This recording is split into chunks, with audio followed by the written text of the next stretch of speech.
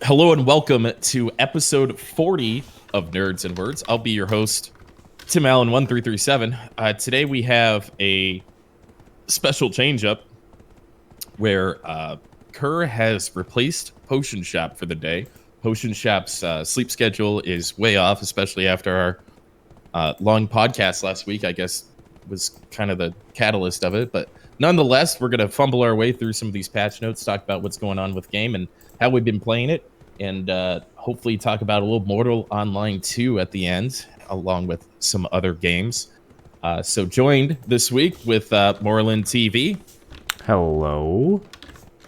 And Kerr. Welcome back, my friend. Yo, thanks for having me again.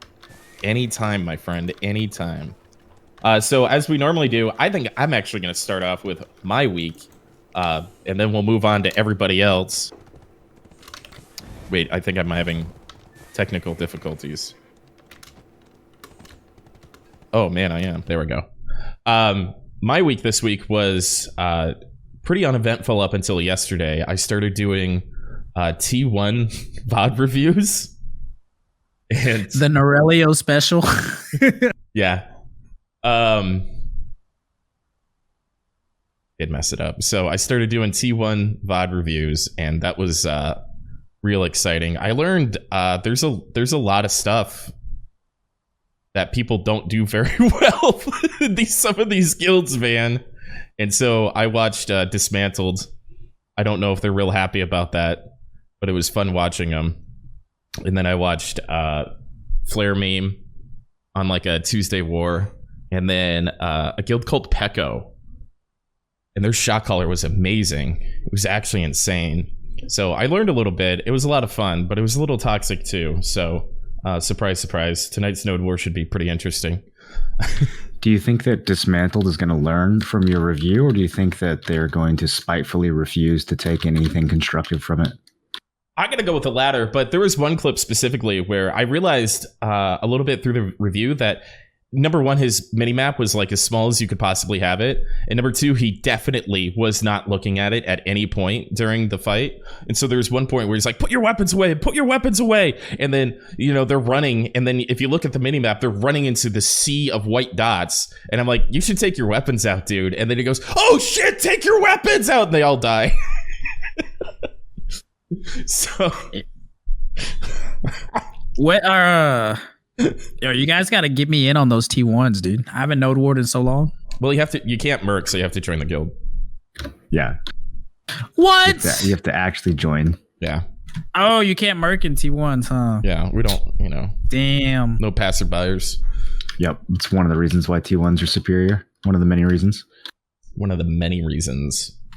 That makes sense. So I haven't Node Ward all week because my whole family's been sick, and I caught just a little bit of it, but I've been doing a lot, stretching myself pretty thin. So it's been nice to sit back down and play some video games here. Again, looking forward to Node tonight for sure. So how was your week, Moreland? Pretty good. Played a lot of Mortal. I tried a game called Hunt Showdown, which apparently has been out for a while, but people keep telling me that I should play it, so I tried that out for a few hours. It was pretty interesting. Had many very bizarre experiences in Mortal, but we'll talk about that later. And then, yeah, I think that's about it. Moved Pixie into my place, so I've got her cats running around in the background now. Until we're gonna be looking for a bigger place for just the two of us soon. But for now, she's hanging out here. It's cool. Oh yeah, I see there's a big cat contraption back there now. Yeah. So you might see some little rascals flying through the sky in the background. Don't climb on it. You don't think they could bear my weight? I do think so, but then it would tip over. Do you guys just prefer cats over dogs? Cats are just easier. I just don't have time for a dog right now. Agreed. When I am more settled, then I'll get a dog. But yeah, cats mostly just take care of themselves. Dude, I like dogs because like with dogs, they're so needy. Like you feel like someone at least needs you, dude. Or maybe that's a personal thing. But like with cats, it kind of seems like they could just be fucked if you're, as long as they got food and a place to go to like potty, they're so independent, which is also It good, depends. It depends on the cat. Some cats are super friendly and affectionate. And other cats, don't give a shit about you. I've got 2 from the same litter, and they're probably the most like vocal cats I've ever seen in my life. And they're constantly, if you move, if you walk, if you look at them, if you don't look at them, they're always like, I call it barking. They're always barking at me. They're just wow, wow. But it's because they want your attention. But so I've had to teach them to just chill out a little bit. Are you sure there's not something that you're doing horribly wrong every day? Why do you always assume that when I tell a story about like animals in my life, you're just like, well, you could just be murdering them or killing them, or they hate you, or maybe you didn't feed them. It's not the case. Okay, if you say so. Very nice to animals, Moreland. That's true. I saw the way you behaved at TwitchCon. I was looking for that joke. I couldn't quite figure it out, though. Good work.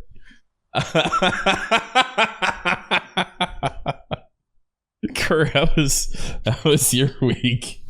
Yo, it's been pretty good. I got finals coming up in 3 weeks, last week of this month. So I've been doing a whole lot of like research for that shit.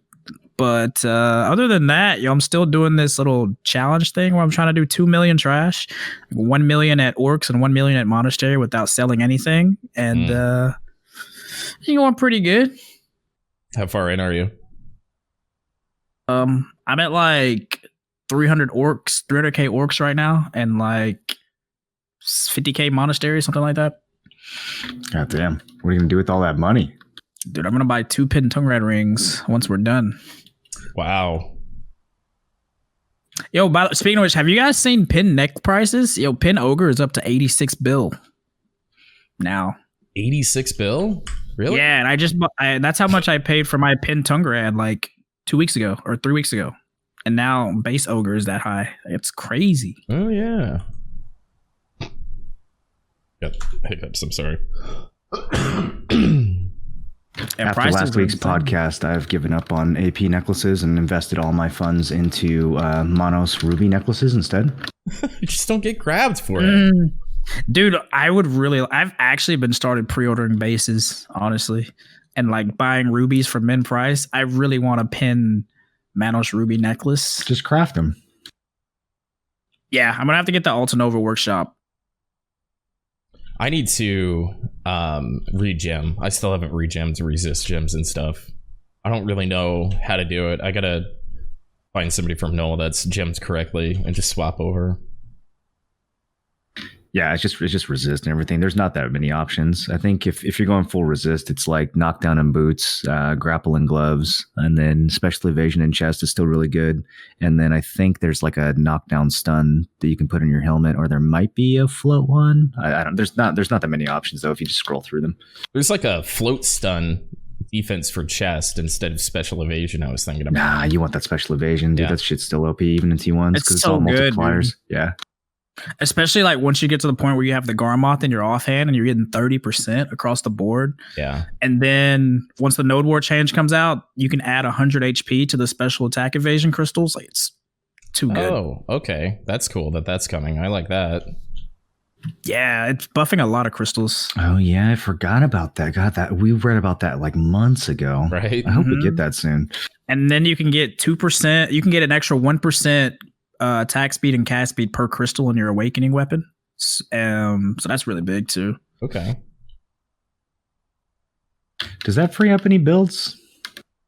I haven't thought about attack or cast speed in a long time, but I've also I don't know, just food and elixir always takes care of that shit. Attack speed is insane though. No, like it's like percentage. So like the attack speed that goes with your alchemy Yikes. stone. So it's just pretty we need more of. Yeah, it's really, really good. Okay. Yeah, well, that's mandatory. Yeah, so especially if you play like a class like Guardian, where even just gaining 2 or 3% or something, or like Warrior, where just gaining a couple percent is super noticeable. It's pretty big. That Guardian combo is so down to like the last 0.1 seconds. Having even 1% attack speed probably makes the difference. Your combo is pretty much the same. That float on your combo was pretty gnarly. I thought I was getting out of it most of the time. Yeah. That probably wasn't as close as my Guardian combo, though. I'm like literally in the stand-up animation every time you re-CC me out of that. Yeah, you Guardian iframed out a combo. couple I'm like of times. on my feet. Yeah. So cool. Yeah, I think I fucked around with Mortal 2 a little bit. I played a couple other games. I really kind of stopped playing Star Wars Galaxies for a little bit and been trying to find my way back into BDO, but it was a good week overall. Shall we jump into this week's patch notes? Yeah, we got some doozies. Take it away.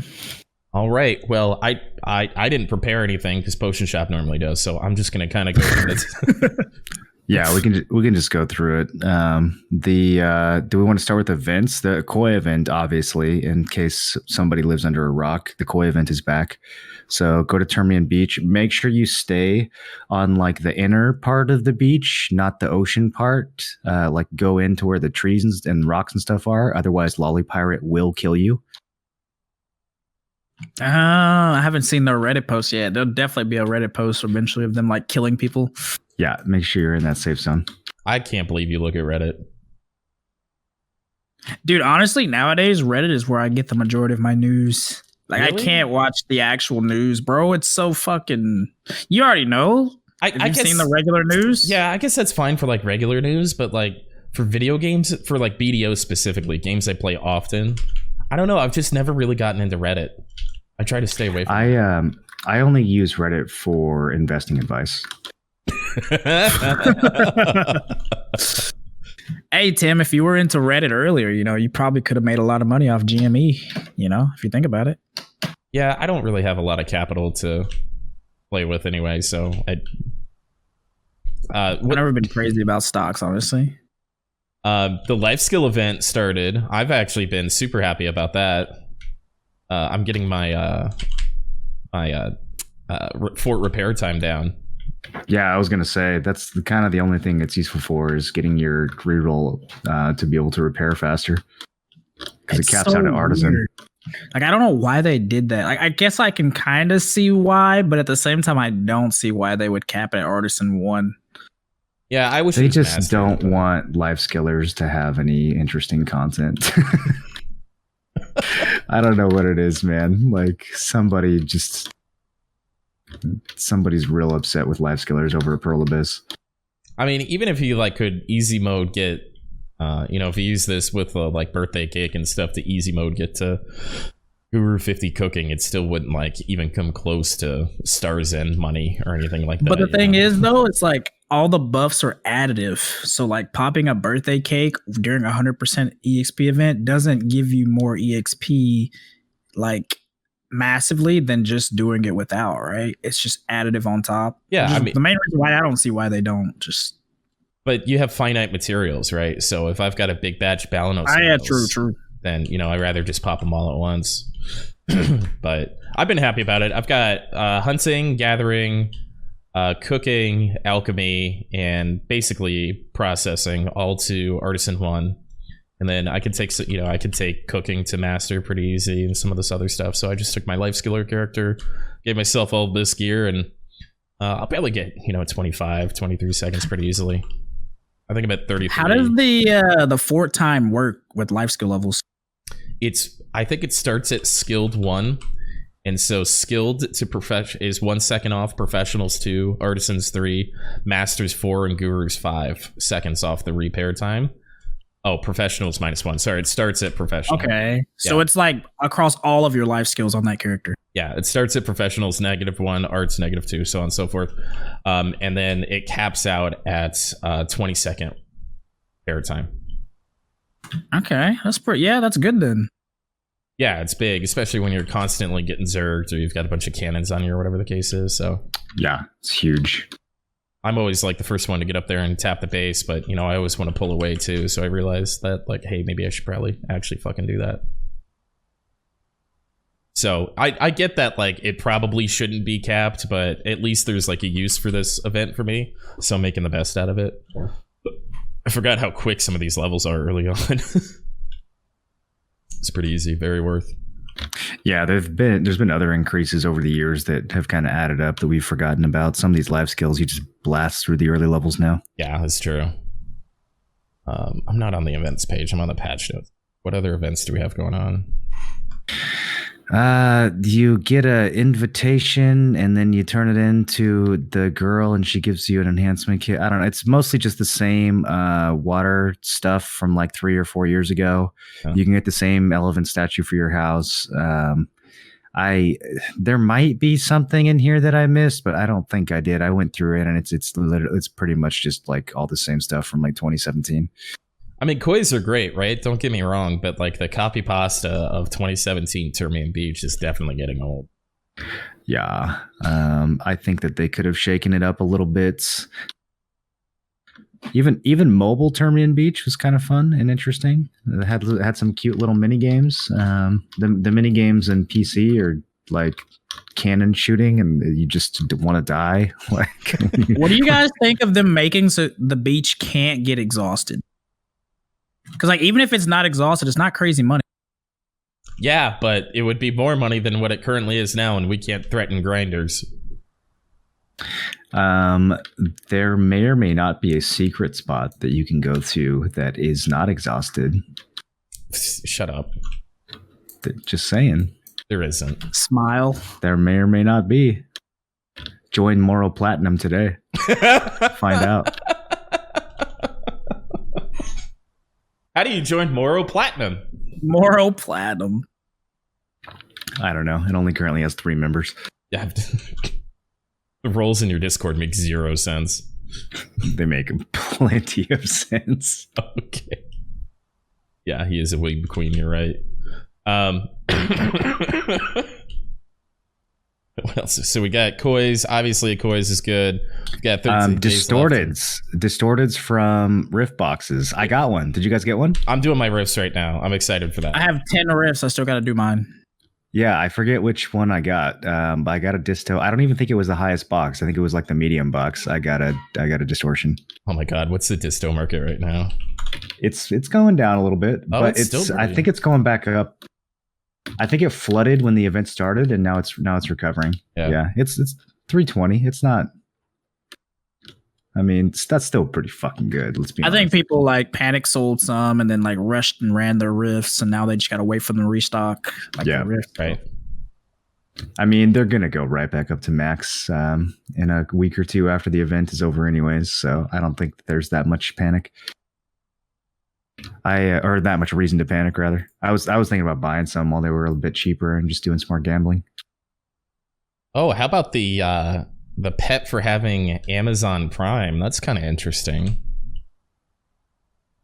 Wait, I missed that. That's for PC? I thought that was for mobile. Yeah, there's they added one for mobile where you get the game for free if you have Prime on console, and then they added a pet that you get if you have Twitch Prime. And then there's supposed to be 2 more coming out like next week, I think. 2 more rewards for Twitch Prime rewards. They've been doing Amazon Prime rewards for mobile since like day 1, I think. So like, kind of makes sense, I guess. Really know what this does as far as like synergy or whatever, but it's cool for free stuff. Amazon Prime has all kinds of like random benefits that I don't know. Like just if you download pretty much any random mobile game when you're bored, you'll have some benefit from like linking your Amazon Prime to that game. So I guess they just give out free shit to. They must have some program where game devs can get like paid to put free shit in their game for Amazon users. Ever since I was in growing up in my Christian school, and they showed us these End of Times movies, and they told us the Mark of the Devil was coming, I've been looking out to see what the Mark of the Devil is actually going to manifest itself to be, and I'm starting to be concerned that it actually might be Amazon Prime. Wait, it's not COVID vaccines? I don't think so. Because it's more of something like you have to, maybe it could be the pass that you get from the COVID vaccine. Dude, I saw something about that. Well, I for one appreciate some of the features of Amazon Prime, such as your ability to link it to your Twitch account and subscribe to your favorite Twitch streamer for free. You filthy heathens. Did you guys know you could do that? Oh, really? Tell me more. That's pretty much it.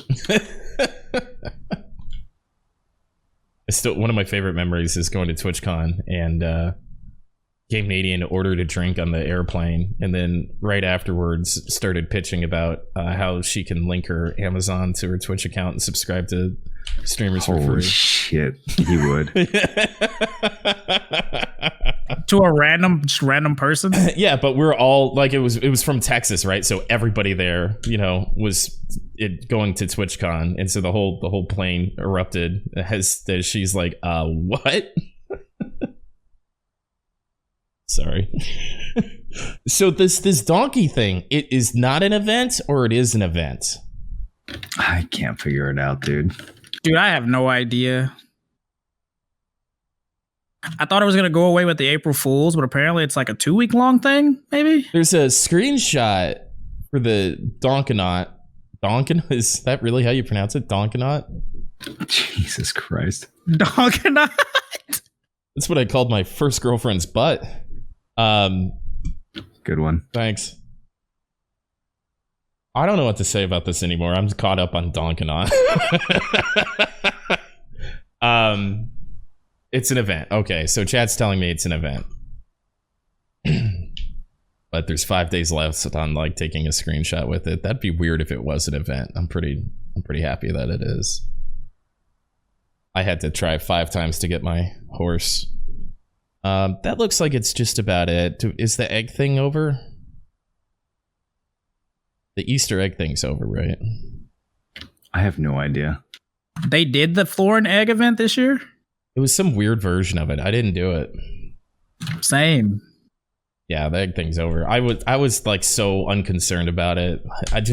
I had an alt over there for a while for like every Easter. It just lived in Florin. I guess they have events over there every once in a while. But now that's my Vel ult, so now I'm never going to do the Florin things ever again. Yeah, I think Koi and Distos are pretty much the only thing noteworthy with events this week. Okay, well, we can head on over to the patch notes then. Looks like we got a bunch of PvE updates. This is from the stuff from Global Labs from a couple weeks ago that we were talking about, right? Yeah, so we saw most or all of these changes coming already, but they're finally in the game. And yeah, some of these are absolutely drastic PvE changes. It's so interesting seeing Awakened Mystic PvE updates when it was like the god of PvE for so long. Like, that's how much this game's really changed. I can't imagine that. Yeah, some of these are pretty interesting. They said for Ranger that her cooldowns were too long, and so they fixed that by increasing her damage.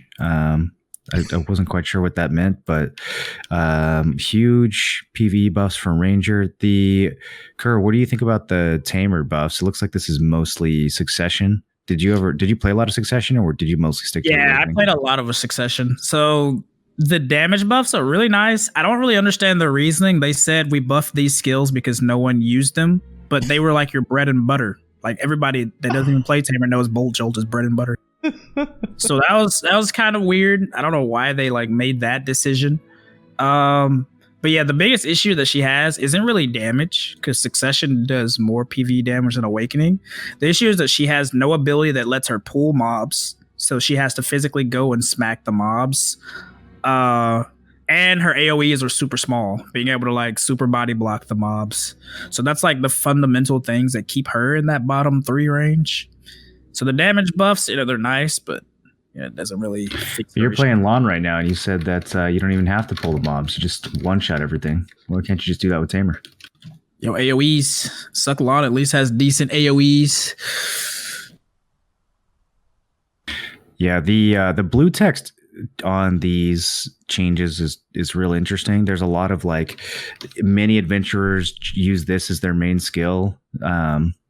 And I'm very curious, like, how they're deriving that exactly. Like, if there's any data whatsoever behind that, or if they're just like asked one guy at the office, like, "Hey, you play Tamer, right? Like, what skill do you use?" And he's like, "Whiplash." And then so they just buffed everything else. Like, I really would love to get some better blue text than what we got this week. These explanations were super weak and confusing. I would like to actually see some of the thought processes behind these changes. I was excited to see Musa changes though. Yeah, I'm hearing some pretty good things about Awakened Musa. It looks like there's some Succession Musa changes as well. They fixed it. It says Rising Storm now. It said Sea Tornado. They called Rising Storm Sea Tornado in the first iteration of the patch. So Okay. we were trying to figure out which skill Sea Tornado was. But yeah, so they were saying that Succession Musa just spams Rising Storm as if that's a bad thing. They said it may feel uninteresting to play. So clearly, these devs don't understand what makes Musa good. Literally, you're supposed to just be able to spam one skill over and over again. But unfortunately, they buffed all the Succession skills other than Rising Storm, which means you have to actually use multiple buttons now. Really, just a terrible step in the wrong direction, if you ask me. They should have just doubled the damage on Rising Storm and called it a day. Such a Rising weird Storm class. spam back at Sawsons, dude. Just getting So good. completely- That's just when the game peaked, spreading. dude. That is when the game peaked. We had one stream where we didn't bring up Sawsons. Now we got to bring it back down to 0. And he's not even here, dude. What are you doing? Dude, I Those don't think were I the can days. go. I don't think I can go a week without saying Sawsons, bro. Yeah, I have no idea how to evaluate these Suck Musa changes because I've never played one or seen one. But the Awaken changes are insane. This is a fuckload more damage on a lot of his critical Awaken skills. So Awaken Musa we might be sleeping on Awaken Musa in PvE now. He might He be worth seems to taking a look. be middle of the pack. I was watching some people grind on him, and he seems to have gone from bottom 3 to around middle of the pack. I mean, with especially with Elvia weapons, like those, Musa is the perfect class to use those because he can get from pack to pack instantly. He's got a bunch of big AOE's with fairly short cooldowns. He can rotate. He's got to have just insane speed at Doom if he picks up one of those weapons. If only we had somebody on this podcast who had like tiered out every single class in their specs PvE, so we kind of knew where it fell. That'd be pretty cool. You should work on that, Kerr. Just ask chat repeatedly what they think about Musa's viability one day after the patch. So Didn't Potion make an amazing ranking? yeah, but aren't you here to take his spot permanently? We're gonna need that Kerr tier list. We're gonna need that Kerr. All right, well, You have 1 week. Start asking chat. if you grind on Musa, you actually have higher drop RNG because it fills your cup faster, and that's the There cup we is go. basically Yep. what determines your RNG drops. I'd rather see a tier list from Kerr about how racist other streamers are. Where would Tim fall on that? just out of curiosity. Tim is the bar, bro. The fucking bar. What? Like the bottom bar, right? Like the whole. You've invited me to a cookout multiple times. I'll have you know. Yes. Right. So I can't be that bad. Anyway, Multiple cookouts. it's true. He has. He did uninvite me once, but then he quickly reinvited me. So No, I let's wanted see. to ask you. You played before you had like your big warrior enhancing session. You played a lot of Awakened Musa, right? Was that like your go-to Yeah. class? That was everyone's go-to class, dude. There is no better grind in this game than Awakened Musa. Even now, when I'm doing potion grind, I put some Oasis weapons on a Musa when we got all those J scrolls and went out to Blood Wolves. And dude, I was fucking eradicating Blood Wolves. I had to like double the size of my normal rotation out there. That class is just so fucking fun to grind with. Wow. I played Maewa when Musa was popular, and I just always kept saying, wow, if I had a couple $100, I'd re-roll over to Musa, and I just never did. And somebody in Aftershock was always like the same gear, but Musa, and like all of his numbers in every situation was always better than me. It's so satisfying to play. You're just constantly dashing. You go up to a pack, you blow it up with this huge like fiery circle, and then you just go on to the next pack, do the same thing. It's such a weird kamikaze in PvP, though. He was the best grind class for what, more than 2.5 years? Like right up until Mansion was peak. For a while, it depended on what content, but yeah, like he was really good at Monchums. He was really good at Centaurs. When like Auckland and Histria started kicking in, then he was way below like Ranger and Sork. But for a long time, in the like early Awaken era, in the Valencia days, when like Centaurs or Monchums was the best grind, then yeah, Musa was just incredible. Who was that? He was sick. 3 classic. That pirates. one Musa. Vanguards, I think was his name, who was like just pulling some crazy numbers while everybody else was doing Gaifen. He had like the top trash at like half the spots in the game on his Musa. Maybe Vanguards. Vanguards, yeah. Yeah, Vanguards. Vanguards was a warrior. Okay, yeah. Yeah, he's like the number 1 Ret Paladin in World of Warcraft. That makes sense. Yeah, Musa's kind of like a Ret Paladin. So Sage got another round of buffs here since we're talking about that. I know you've been playing. You guys have been playing a little bit of Sage. I haven't touched that shit. I've been fighting them a little bit 1v1. As people get better at it, it's a really interesting 1v1. That's for sure. I finally died to D-Mike when he was playing his Sage.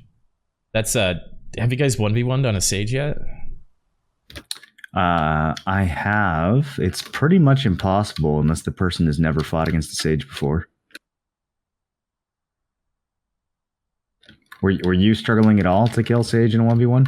Not really. If the iframe, the iframe thing, because my class is like slow to react. I'm also slow to react, but like it's just like the big thunder thighs stutter step kind of thing to try to go over and grab or CC or get in that range. So if they plan their exits really well, they can work on me, when I stand in my super armors if they position it pretty well. But I kind of hear mixed things about it. It sounds like a really geared Sage can absolutely destroy evasion though.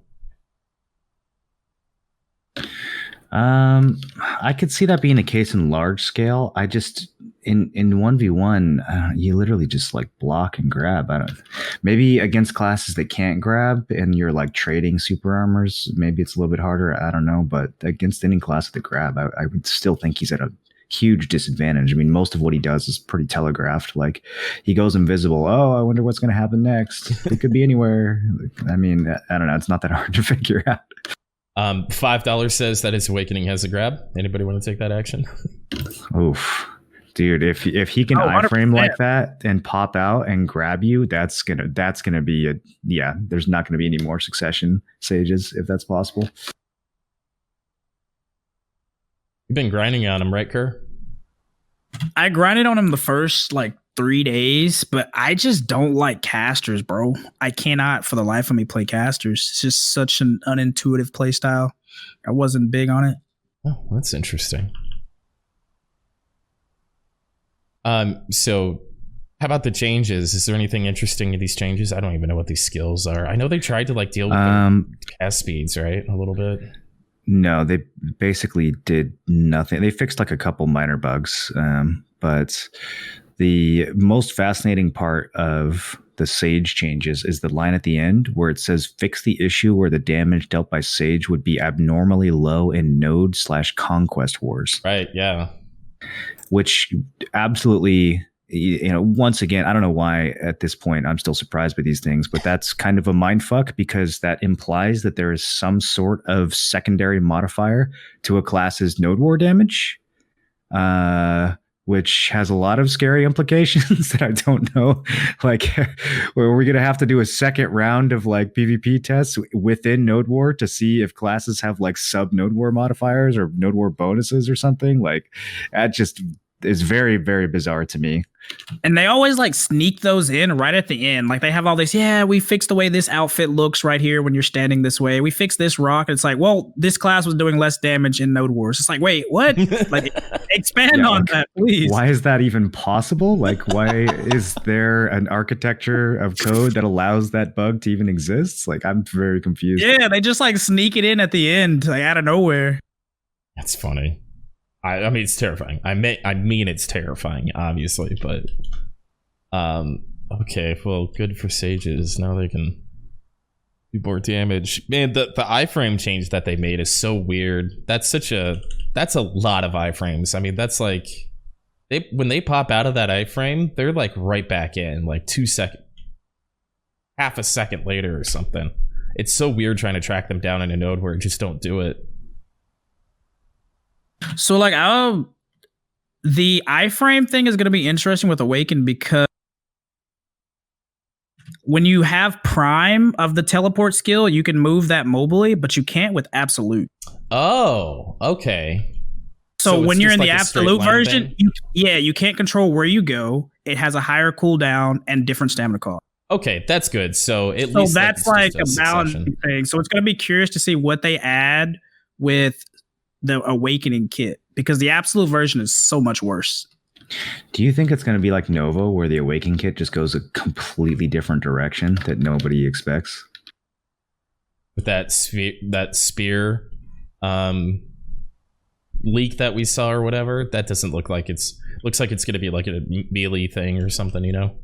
Yeah, what if he becomes like a fast animation canceling warrior with like one iframe and that's it? Somebody said his Awakening is going to be his shift R&B. It looks like that. It looks like he's just casting his shift R&B. Well, here's your Awakening. Pretty similar. I mean, it's a javelin, yeah. I guess it could be a javelin, right? It's kind of crazy that they're making the kits so different from like now. Like they almost have, not only are they making a new class every 3 months instead of 6 months, they're kind of making like 2 new classes every 3 months. I mean, they do crazy shit sometimes. I mean, like Zerker having a Mega Man arm cannon makes about 0 sense for that class too, you know? Yeah. That's true. That plays pretty differently than Pre-Awakening, I guess. Yeah, and then Ranger having a dagger for its Awakening. Like, they went, like, completely different directions on a bunch of different classes. I remember when that first came out, everybody was super fucked up. They're like, I wanted to play a bow class. I think that's where Absolutes came from. It's the Ranger community bitching. Yeah, it's ironic that in the first wave of Awakenings, they seem to have like tried to peel way back on range damage. They made like the staff classes and Ranger a lot more up close and like melee based in their Awakenings, and then they just released Archer, which had like more range than anyone's ever had in the game. Yeah, and all these Rangers are just like, why didn't we get that? Spear would be interesting. I don't know. He might have a decent kit for like doing something a little more melee, and then having, you know, his pre-awaken kit. That might be an interesting play style for sure. I'm hoping he's super balanced like Nova, right? Where like they have what they're good at, but they're not like crazy so strong to the point where people like bitch and moan about them all the time. I've definitely got some things to bitch and moan about in terms of Nova. What I really hope is that Sage gets 3 more vacuum skills in his Awakening so that he can just, you know, infinitely CC large groups of people with no CC cap and no counterplay whatsoever. I think that mechanic's great, and I hope that they continue to give it to literally every new class that they add to the game. I'm not salty. Do I sound salty? Just a little bit. Kurt, have you had to fight against, have you done any Node Wars against Awakened Novas lately? I haven't Node Warred in forever, dude. Yeah, okay, so that's why you think they're balanced. Bro, fuck Awakened Nova. Holy shit. It is one of the least fun things to have to play against. The only time I run into them is in RBF. And in RBF, it's kind of whatever because you just like respawn. But I guess in Node Wars, I could see because like, you know, you have their death timers and like you have to travel again across the map to the base and stuff, right? Yeah, and I mean, you have effects turned down. And like, even if you do see it, half the time, you know, you lag into the thing and you can't get out of it. And then you get like stunned and CC'd while you're on top of it. It's just like, what are you supposed to do about that? I was watching Peko Shotcaller is a Succession Nova, and boy howdy, I think that's got to be the best class for shot calling. It's absolutely insane, and like having the little guards that stand there after you like block or do some of your skills. They like you go frontline, you call it, and then they've got like really good mobility, backwards mobility, and then those guards stay up there and like linger, stab people. And so he got like a fourth of his kills when he wasn't even anywhere near anybody. People were just walking into little skeleton people stabbing him. it was really interesting to watch. I don't think I've ever seen a better like synergy between shot calling and a class before.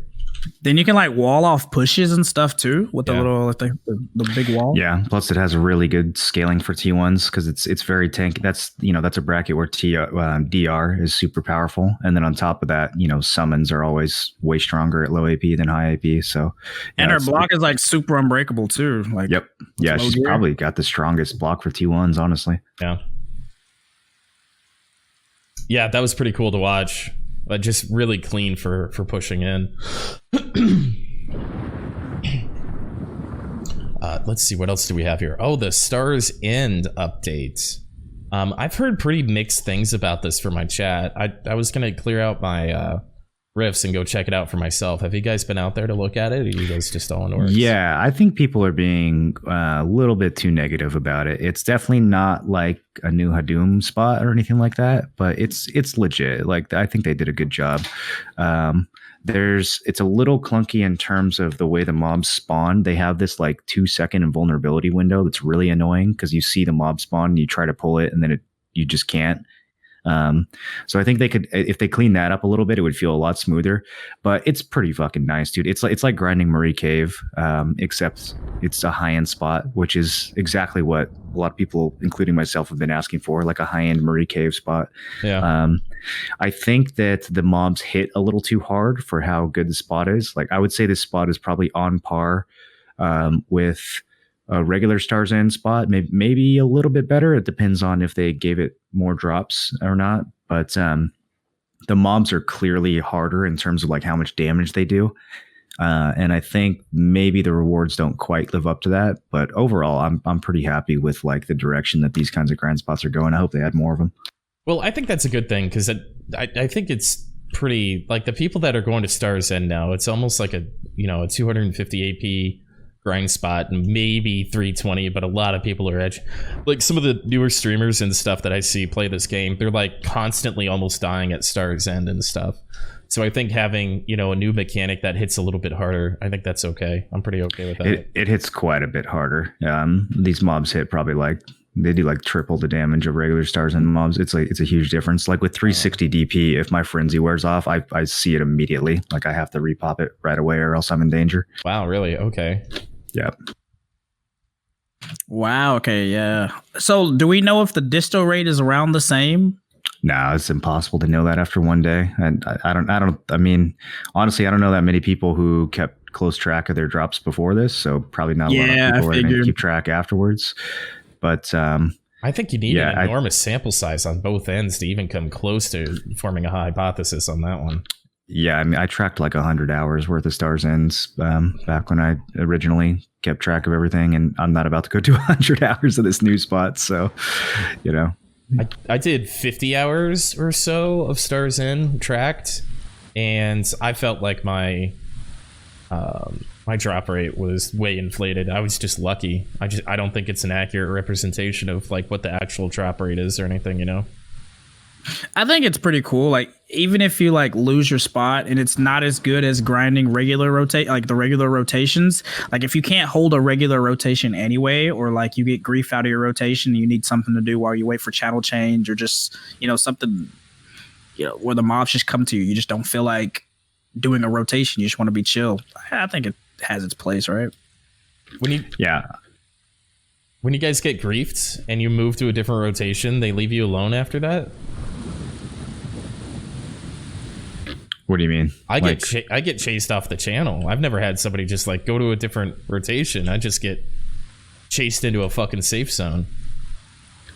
So they show up and just start killing you repeatedly on top of your grind spot and then follow you somewhere else? Yep. Yeah, I think that happens to you more than it happens to most people. Oh, I thought that was just what people did. On stream or off stream? Do you think it matters? Damn.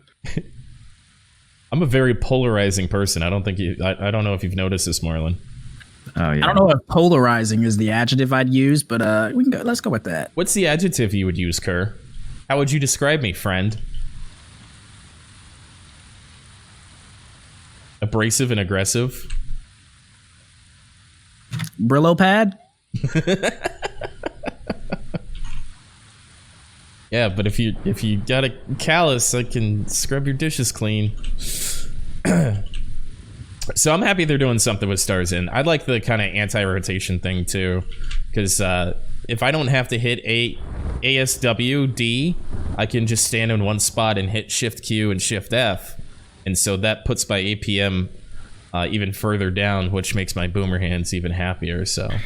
As a guardian, I think you would fucking love this new spot, dude. It's you would just stand there and spam abilities, like literally. You barely even have to move. Yeah, so I can play with one hand and drink with the other. Perfect. Let's go. I'm pretty sure you actually can. Yeah. Let's fucking go, man. Let's do it. Let's see. So there's a bunch of other classes that got huge PvE buffs that we kind of skipped. Yeah, I know Dark Knight Awakening's another one of those where I can't believe, like, you know, they're complaining they're in a bad spot, because they used to be like the queen of Hystria, right along with like Ranger or something. So they got a pretty decent buff. Striker got Crouching Wolf, sporadically freeze when using the skill. They're still trying to, like, they gave Striker all these crazy buffs, but they've had these insane bugs since day one release, and it's nice that they're starting to finally figure it out. I wish they wouldn't. I wish they would leave the bugs in for that class. They so overtune that class in such a disgusting way. I think it's a really fun class, but I think it's kind of a niche thing. For it to be like flavor of the month, everybody's got one tagged. And, you know, I don't have anything against Choice, but fuck Choice for tagging one. You know, just making it even more popular in meta. Because now everyone's gonna do like, thanks for ruining the game, asshole. You have this much responsibility. You have this much responsibility. Why not tag like a tamer and be like, this class is actually kind of fucking crazy or something? You know, you really had to go and do the striker thing. So, you know, I'm pretty upset at him. Just gotta keep up with the meta, dude. Zerker Striker. Yeah, combo. the same way he's like, yo, I think Offit is a really good weapon as he's rocking C20 evasion. That's kind of I think cunty, isn't Offits it? are really good weapons, and you guys should go and get Offens as he has fucking C20 evasion, dude. Yeah. Oh god, that's funny. We're on to you, Choice. We're on to you, homie. We need to get him on the podcast. Oh yeah, I keep meaning to ask him. Well, I'm sure he'll do it now. I just said I was mad at him. I don't think I called him a name. Let's see what else is here. Some pretty crazy Suck DK buffs. I didn't see that one coming. I thought Suck DK was doing all right, but apparently Dude, Suck DK was already the superior spec. Just kind of weird. That Suck DK. There's a lot of these classes that are kind of like not as played as much anymore, that are just slowly getting these huge PvE buffs, and I don't know, man. I think it's going to be worth taking another look at some of these. Isn't Suck? There's what's the class they call a better DK? Isn't it Awaken Nova? Is like a better DK? No, I think Hashishin is the better DK. Oh, is that what it is? Yeah. So I think I think that's going to be natural, though. I don't know if every single one of these classes, especially when they're like taking some of the animations from one class and putting it into another, I don't know if that is going to be avoidable or something you can really fix with multipliers and stuff. I don't know though, because like I've always been like super anti-Musa, and I think they just need to like start from scratch on that. But it sounds like these multipliers and stuff might bring it back into being viable. Yeah, I think multipliers absolutely could fix Musa. I mean, it's not the only problem that he has, but the other thing is that new skill that they gave him, Eradication, with the big accuracy buff. Like that's a huge change for Musa as well. So when you start to stack all these things together that kind of slip in, you know, month after month, it really starts to add up. It's just people just have to actually go back and try it. That's the thing, is that people put these classes on the shelf, and then, you know, they get buffed, and it's like, oh, okay, and then they get buffed again, and then whatever, and then by the time they've been buffed like 5 or 6 times, it's like, oh yeah, this class is godly now. Whoops. You know how long I've been meaning to go back to Warrior to try it again? But I just, you know, Striker was a better Warrior for so long. It still is. Yeah. Well, I don't know. Warrior and Striker have both been on this like massive buff train. You talking about PvE or PvP? Yes. I don't know, dude. It's, like, I feel like Suck Striker is still just straight up better in PvE, and Awakened Striker is still just straight up better in PvP. Yeah, but they're both like almost the best at PvP and PvP. Like a Awakened Striker's fucking nuts now. Their combos literally turn off your monitor. Yeah. And the combo for Suck Strikers definitely turn your monitor off. So, I don't know. And then Warrior's 1v1 ability. It takes more skill than Striker for sure, but if you're like even just casually good at Warrior, it's absolutely insane to PvP against an Awakened Warrior. But I'm just a Guardian. What do I know? Yeah. Who else got buffed? Anybody? The Mystic was kind of whatever. Noichi got a bunch of. Apparently, the Ranger was pretty good. Yeah, the Ranger got a bunch of percentages. Kunoichi got a bunch of buffs. Look at this. They need it too. Frosty is like a big Kuno fan, and he's always. I saw his title past couple days have been trying so hard not to tag a Kuno. That man is just. We should do it, man. That Kuno grind was real fun back in the day. It just didn't keep up with the rest of the game. He's a glutton for punishment. He won't tag it because it's viable now. I think what's gonna happen.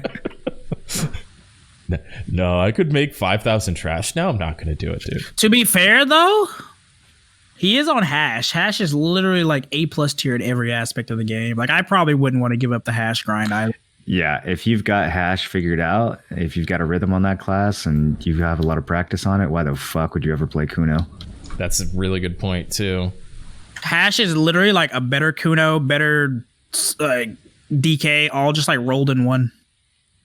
See, I think this is kind of a side effect of having a bunch of classes that release, so often, is we really don't have time. Like, Nova was out before we started realizing that, like, Awakened Hash is actually pretty fucking great.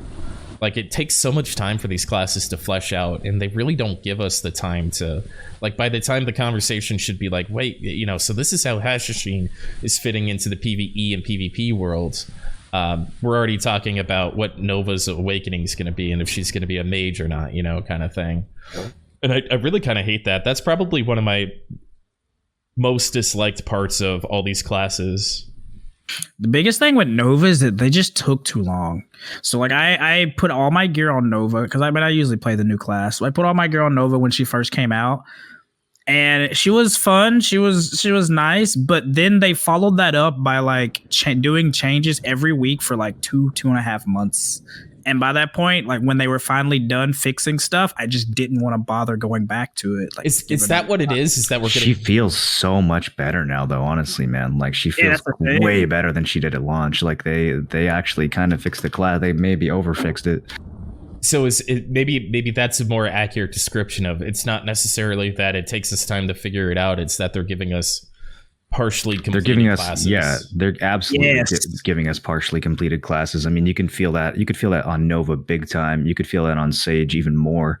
I was really expecting Sage to have the same path as Nova, where we would get 10 pages of patch notes the first couple weeks, and that I'm kind of shocked that hasn't happened. I guess they're probably just waiting for Awakening to come out before they really go through and fix the fundamentals. But yeah, Nova was absolutely probably the most incomplete class we've ever seen. I mean, if you just go judging by the follow-up patches that she had, which is strange because Hashishine kind of the opposite, probably the best, most put together class on new release that the game has had in many years. Yeah. So I think there's probably just separate teams of people working on it, honestly. If I could ask Jaehee one question, it'd probably ask him how many classes are like complete, like ready to go. And then follow up, what's your playtest protocol? What's your main? Non-toxically, what's your main? Terra. Non-toxically, I'd really like to know like what they actually can test, and if they're aware of what they know, like things that they know that they can't test well, and how much of live is actually testing, you know, like, and what are they looking for, etc. I'd be really interested to know that process. That would be really interesting. Do you think they actually have a process, or do you think they just kind of wing it every time there's a new class? I mean, I'd like to, just from what we see, it'd be funnier and funner to say that they just wing it, but I think it's a process that they're trying to refine. It's a company, they have to have processes, right? They're not just throwing shit against the wall. It's definitely changed over time, because remember back when classes first were coming out, they would put them on the Global Labs. They'd stay on Global Labs for 2 weeks to a month, and they would have like the tweaks done there. But now they don't even put classes on Global Labs anymore. So there has to be. I'm glad they don't do that. I think it's a buzzkill when they put new classes on Global Lab. I think that was a response to the community, you know.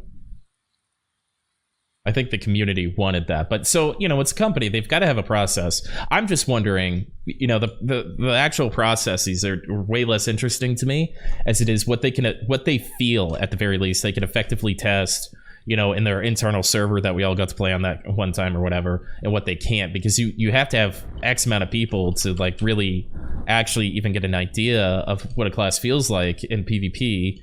And then, you know, competency and sheer numbers, you know, comes into play too. So I'd be interested. It's got to be some percentage has to wait for live. It just really depends on what the problems are. And by that I mean, because like Moreland was talking about on his stream the other day, where it's like a lot of the problems are the same problems, where they're fixing like the way the character's movement starts up, or the way this does this, like things that you think would be fundamental to the character's model that they would learn over time, but it's the same thing every time. So it kind of gives you that idea that there's different teams, right? And from like the really bare nut stuff that they had to fix for Sage, I'm starting to think that they may have had Sage done a little while ago, but not as long ago as they had like Nova or Hashishine. I think the hopper is probably empty of new classes. And we might see a reprieve instead of getting another class in 3 months. I think we might see a little bit of a reprieve as they kind of build these things up. Because, I mean, just walking with the character is, I mean, that's not even playtesting. That's design, you know? Yeah, I don't know. I think they actually have like 4 different teams developing classes now. I think that they just all they just stagger all these class releases, and I don't think they're going to run out anytime soon. But there's evidence to support there's different teams. That's for sure.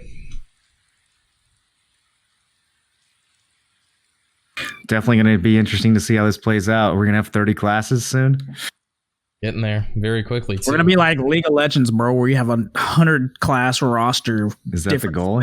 Holy shit! What if they did something like, you know, I think of like Deathwing and HOTS, or like, you know, Scion in League of Legends. You know, just some like big monster kind of elite champion of a class, or I guess it was supposed to be Death Knight in World of Warcraft, right? It was supposed to be like a. What do you like? Kind of like a segue. What do you guys think about them ever doing like a class rework? Like, do you think that's something that ever should be done, especially to classes that are just completely like out of favor, or kind of have lost what made them good just due to meta or due to whatever, like just the way the game has progressed? No, I don't think that they could do that. They would have to. We would have to have faith that they could actually rework a class in a way that is sort of true to the class's initial spirit, or like the reason people played that class initially. Yeah. And I think the best examples we have of that, ironically, are Succession, right? Because that's kind of what Succession is. It's a rework of the Pre-Awaken kit. And I mean, I don't know. If you were to pick up like a percentage, how many Successions would you say were successful? Not from like an overpowered or a balancing standpoint, but from like a this is actually better than how the class started standpoint. Better. Yeah, like more fun, more enjoyable. You want to play this more. Like they actually brought the Pre-Awaken kit alive. Like I'm really mixed on Warrior Succession. There's some parts of Warrior Succession that I like a lot that make me feel like, yeah, this is stuff Pre-Awakened Warriors should have always had. And then there's other stuff that you lost, like the spinning slash cancel, that was like absolutely core to Pre-Awakened Warriors identity, and it's just gone for Succession. And that's the kind of thing where, like, if they rework a class, I don't trust them to not just absolutely rip some core part of that class's identity out in the process. I mean, Witch Wizard Succession was definitely better in every sense of the word. You know, I've had very little experience personally with Succession for some reason. I've always just kind of been happy and drawn towards Awakening parts of classes. But like when I look at Guardian Succession versus Awakening, I feel it's just and probably what the aim was supposed to be is just a stylistic difference. When I get bored of killing everybody every 6 seconds with a cleansing flame and God Incinerator, then I swap over to whatever Shift LMB and Shift F is, mountain slamming people, you know? And so it's just like a fun little difference of, you know, I have a little bit of range and more protection with this one, and this one's, you know, higher damage risk reward kind of stuff. I think that was probably supposed to be the intent, right? Even with like Suck Wiz Witch having no Q or S block versus Awakening. I don't know if they were supposed to make it better, but I'd like to see more. You know, obviously Suck Wiz and Witch are just overtuned. It'd be great if they could just like turn some of that shit down, so it could be like Decision, where it's like, you know, we're outnumbered, maybe I want an S block and I go Awakening for this war, or, you know, these kids are idiots, I don't need an S block, we're just gonna go balls to the wall. I think that's what it was supposed to be, at least.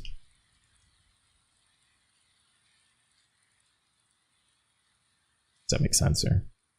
Yeah, I see what you're saying. Do you think that I'm trying to think of what other like Succession versus like what other reworks, quote unquote, we've seen. One of them that comes to mind is like when they kind of reworked when they redid stamina across the board. You remember that? Oh yeah. That was pretty devastating, especially for like Moose and Meiwa. Like some of those stamina changes were just horrifying, especially when you see now like what the stamina costs are for, you know, iframe spamming classes like Sork or maybe even Sage compared to poor Musa and what they used to be able to do and what they can't do now. I think Hosh may be one of the only ones where they kind of like really emphasized and created something like that kind of really emphasized on the Pre-Awakened kit and made it unique with Successions, right? In a way, like with the tornadoes, like being able to disguise in the tornadoes and the mechanic of consuming the AP buff to spam block jump and things like that. Yeah, they had that kind of planned out ahead of time, though, because, you know, that was a class that got released after Successions were already in the game. They didn't have to go back and add a Succession thinking like, how can we renew this kit and make it interesting again? I'm trying to think of things being reworked. I think the most reworked class was really Warrior. That kind of stands out to me because of how much they changed like the combos and like almost made it substantially easier. You know, like the community kind of figured out a way to play the class, and then they almost updated it to work with how people were playing the class with kind of the hot swaps and some of the cancels and stuff like that. I think Warrior has probably seen the most amount of changes in this game over any other class I'm familiar with, at least. Yeah, it is definitely way different now than it was even like before Succession. Like playing Succession for a year and then switching back to Awakening, it's crazy how much easier a lot of things are.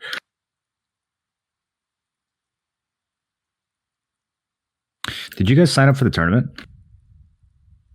No. No? Nah, I didn't sign up for it, no. I didn't have the 500. The Guardian's just going to be a gear check? I am worried about that. I also didn't have the 500 mil at the time. I just wasn't really grinding. I just literally didn't have the money. I'm like, let me go out here and grind so I can get my ass kicked. I literally just remembered how to 1v1 like last week. I thought it'd be pretty stupid for me to sign up to something that I haven't really been working on. So I'm going to skip on the embarrassment. If they do it again, I'll probably hit it up again since I've been working on it. But I didn't want to like jump into that or anything. Did you do it, Kerr? Nah, I just really wasn't. I'm not really a fan of the whole situation. Well, for one, I have finals soon and a lot of research projects due, and like over the course of the next 2 weeks. But the biggest thing for me is the Tamer one is really weird because it's just kind of like especially in the best of ones, it's kind of just like okay, I just grabbed you or you grabbed me. Yeah. The Tamer mirror matchup Well, isn't. that's every grab class. Yeah. And it's not gear capped, so it's like I gear check you or you gear check me, and I don't know, just didn't really seem that interesting, to be honest. Yeah, I don't like fighting other Guardians. It's not fun. King of the Hills and fighting different classes and stuff like that is way more interesting to me. But I'm kind of with you on that one, Kerr. I was very sad that they didn't do it by subspec, like Suck Warriors versus other Suck Warriors. I have to go against Awaken Warriors. I'm very scared. Fucked. You're so fucked, dude. Dude, I think you're literally the only succession warrior in the I know, it would have been an easy win, dude. Win by default. Well, it's even worse for some other classes. Imagine like Suck Lawn versus Awaken Lawn. Good fucking luck. I still don't know how to get hit a succession lawn. Is it possible? You just hold block and they literally can't hurt you. Class is a super gear check. If they outgear you, they're gonna super armor trade and like meat grinder you down. But otherwise, then they can't because they don't have the grab anymore. They took away some of the protected CCs. Oh, okay. Well, they nerfed her sometime like middle of last year ish, maybe a little earlier before that, and they took away some of her protected CCs that used to make her like more oppressive. When I see a lawn in RBF, it's almost always succession, and I just ignore it because it doesn't matter how long I chase it or how many skills I throw at it, I'm not going to hit it. It's got so many fucking iframes. It's insane. Yeah, chasing lawn is a huge bait.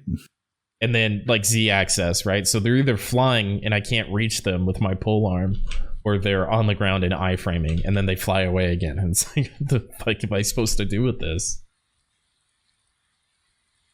Yeah, but in a 1v1, they're pretty vulnerable. Awaken Lawn, on the other hand, obviously is a fucking monster. But yeah, Suck Lawn in 1v1, you just kind of block and wait for them to mess up and then scoop them up. Choice posted his predictions for who's going to win. He did not put me in the top 3. I was very upset. Choice is fucking up, dude. Wow. Yeah. That's strike 2. That's strike 2, Choice. Yep. I'll show everybody. I believe in you, dude. I'm hoping to get really lucky with buys. Is Hands in it? No. Wow. There are some real fucking good warriors besides Hands that are in here though. Like I don't want to start name dropping. Is Sphero in there? I'm gonna hurt. Yeah, Sphero's in there. Yeah, you're fucked. Yeah. That kid's a pretty fucking clean warrior. See, dude, if you had a Pin Manos Ruby necklace, bro. I got an order up. I got a 6 bill order up right now. There's 0 trades in the history of the server, but who knows? Put it on your he's here. We summoned him. What was the first strike? You tagging a Suck striker, Joyce. That was your first strike. We didn't need you to put that on display for everybody. It was already bad enough.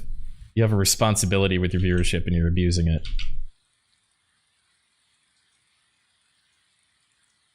What's next on the docket? So wait, what was the rewards for this tourney? Is this tourney deciding like the round table for their balancing shit? Like are the winners just? Do you think they're actually going to have any say in balancing? Surely not, right? Just like a visual. It's just like I don't know. Balancing it out. It's a tournament. Well, the way I understood the tournament was to find the best quote on each class for them to make a round table to discuss balance. But yeah, I don't know. I think this will be an interesting display of how much gear really matters. I don't know if it's going to be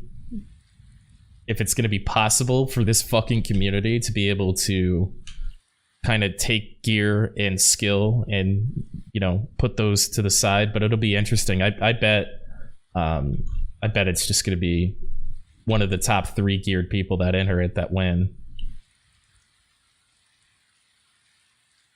For each class, almost universally, even grabs.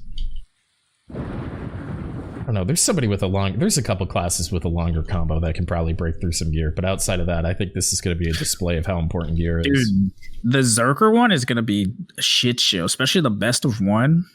Like, because like the Q buff is basically like a round win for free, right?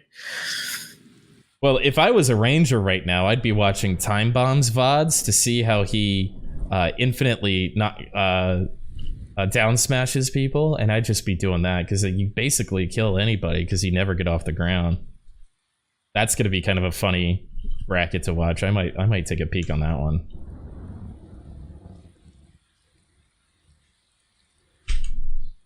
What else we got going on here? Let's see, we went through stars and improve the weather transition. That'll make... Oh. Can you guys hear me? Yeah, now. Yo, I can hear you now. Or just like my mic just stops coming through on Discord this last week. I don't know what's going on. Still dealing with that muted thing, or? I have no idea. I light up and everything. It just doesn't work. I thought you guys were just being rude and talking over me. No, sorry, man. Yeah, we didn't hear you. What were you saying? I don't remember. I was talking about how it's probably going to be a big gear check overall. Like, top gear people are probably just going to win. And Rangers.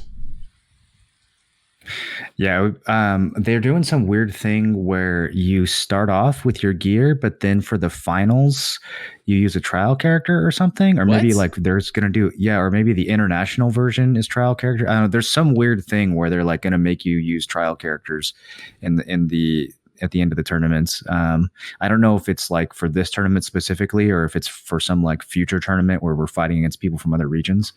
But yeah, I thought that was a bit odd. Like it's almost seems like it should be 2 separate categories. Like there should be the trial tournament and there should be the uncapped tournament, and those should not be the same. It should just be trials. But didn't they do that for the 3v3 thing? Wasn't it you use your normal gear to get qualified, and then it was trials? Yeah, they did the same thing. I guess they just don't have it's too much work to like come up with a test account that has the same gear as your main account, and so they just threw in the towel and gave everyone trial characters. I don't know. It seems like a pretty lazy solution to me. Didn't they put weird weird stipulations on it? Like you can't use food, you can't use alk stones, things like that as well. Oh. I don't know if they had. I mean, the arena has some of those rules already built into it, but I don't know if they like took away alk stones or something on top of that. How do you do a guardian combo with no alk stone? That's a good question. Yeah. Yeah, there's a lot of weird things that change, especially for 3v3 when you go from having uncapped gear to having trial gear. Yeah.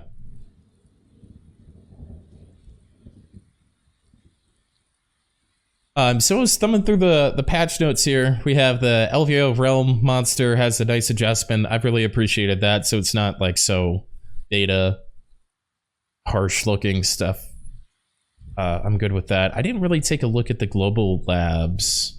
I can pull that up real quick. Yeah, I haven't looked at global labs this week either. Let's do that. They had Sage bombs that were put on there. Sage bombs. Oh yeah. Yeah, some of them seem to have, I haven't tried any of them, but some of them seem to have some really nice modifiers. There's one that is 1,623% times 6, 50% crit, 10% accuracy. There's one that is 1,400% times 8, 10% accuracy, 20 DP down. But I don't know, how that's going to translate to PvP, because the PvP always has their own separate damage modifiers. But here we go. Weak barricades and weak barriers that can quickly be installed during wars have been added. When using a weak barricade and weak barrier, it takes 5 seconds to install and 20 seconds to complete construction. That's actually fucking huge. That is a game you like changer. I'm not saying I like it. I'm saying it's huge. I don't know. I do like it. Because when your base is completely stripped, being able to put something up is such a big difference, especially if you like pull off the supply depot rebuilds. You really want to, and as that's building, you want to put some sort of barricade or breaker there. So you just throw down recov centers or barricades or anything that you can to get in the way of it. So you have that much buffer of trying not to get your rebuilds yeeted. So people generally, defense and stuff, would carry a bunch of extra barricades just to throw down as fodder. And so having this is actually pretty cool. I'm sure they're weak, as they say, but I noticed in T1s a lot of guilds just completely ignore de-annexing the barricades, and they don't realize in a lot of cases how important opening up a base is. So just like, That's true. As far as my perspective, this is really going to be interesting in the T1 scene for sure. Even though all the annexes get yeeted pretty quickly, but I like that. Have they backed off of the new anger system yet? Have you guys followed that at all? I'm still thumbing through this here. I haven't heard anything about it since they added it. Yeah, so they added this new thing. I don't think it made it to Korea. I think it's still just on Global Labs, but you basically get a buff for dying. It's like really fucking dumb. You like, the more you die, the more your rage builds, and then you become Super Saiyan after you're like mad or something. It's god awful. And I wonder if they're going to keep that in. I wonder if they're now balancing additional mechanics based off of that. Like maybe these faster barriers are there to keep people from just inting on a fort to build their death timer. Like, you know what I mean? Maybe they're trying to add mechanics in to punish you just throwing bodies and building up your rage. Well, I was watching, I think it was Flare Meme, and I think out of the, we'll call it 20 pushes that they did, 18 of the calls were to just rush in there and die on the stick. The chat was just typing die on the stick over and over and over and over again. And so I thought that was a pretty fucking stupid play, but maybe he's just on top of it, practicing for the new meta. Yeah, I mean, the devs are literally going out of their way to reward that kind of gameplay, which I think is probably the worst part of Node War, the fact that you get rewarded for throwing your body at a fort instead of actually, playing with any sort of like tactics. So I really hope that doesn't make it into the live servers, but if it does, then at least maybe now we have some more mechanics to keep people from just AFK pressing W and into the I just wish they would give us the Node War changes already. Well, so to kind of no save them, because Korea's had them almost 2 months now. They had it for a month and they took it away. Yeah, really, pretty much openly admitting that Korea is the beta test right now. Wow, I didn't know they took it off. Okay, wow, what the hell? Well, so I think like solutions like weak barricades are way better. I think it almost kind of. So a problem is your base is overrun and you can't do anything about it.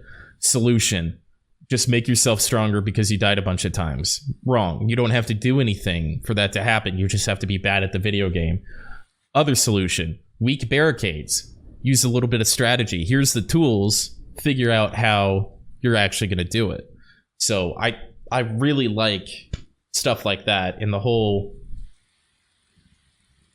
rage thing is so stupid to me. So dumb. Yeah, really weird. Like, why do you? I think this barricade thing is pretty interesting. I think this could actually add some depth. Give builders some more options. They've been adding a lot of that extra stuff to for Node Wars and Sieges. Like, they added the little tank thing 3 weeks ago when they added the little desert drilling mechanic. So they've been adding a couple different Siege / Node War tools, but I'm not too sure on their effectiveness. But I've been saying this for months now, that they've got all these cool things just hanging out here that we're just we're about to suffocate from holding our breath for so long. Have you guys seen the tank? Do you know how it works? I've never tested out because it's on Global Labs only thing. I don't even know how you would test out a Siege or Node War tool or something like that on Global Labs. Yeah, I don't know. I'm pretty skeptical of like any kind of siege machines in this game.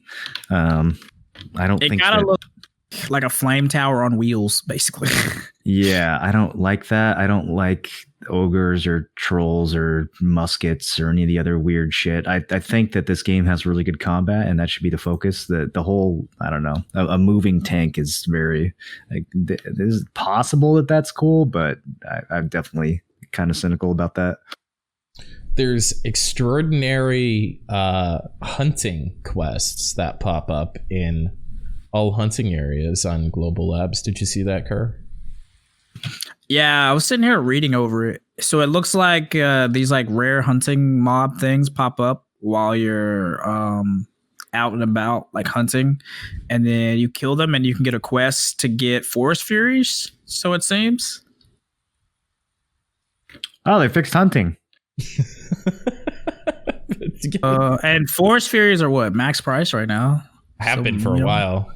If you can get a decent amount of them, you know, it could be a nice little boom of extra money. I guess it depends on how common they are. You know what else is max price? Meat. That is true. I don't know, dude. Hunting. Can't they just make it good? There's so many gimmicks that they're No, trying. dude, because it's fun. If it's fun, it can't be good, dude. Dude, the sniper game is like one patch away from being some of the coolest content. Like they just got to clean it up a little bit. They did so much work and then just never fixed the last 5%. I don't know. Quests, cool. New quests.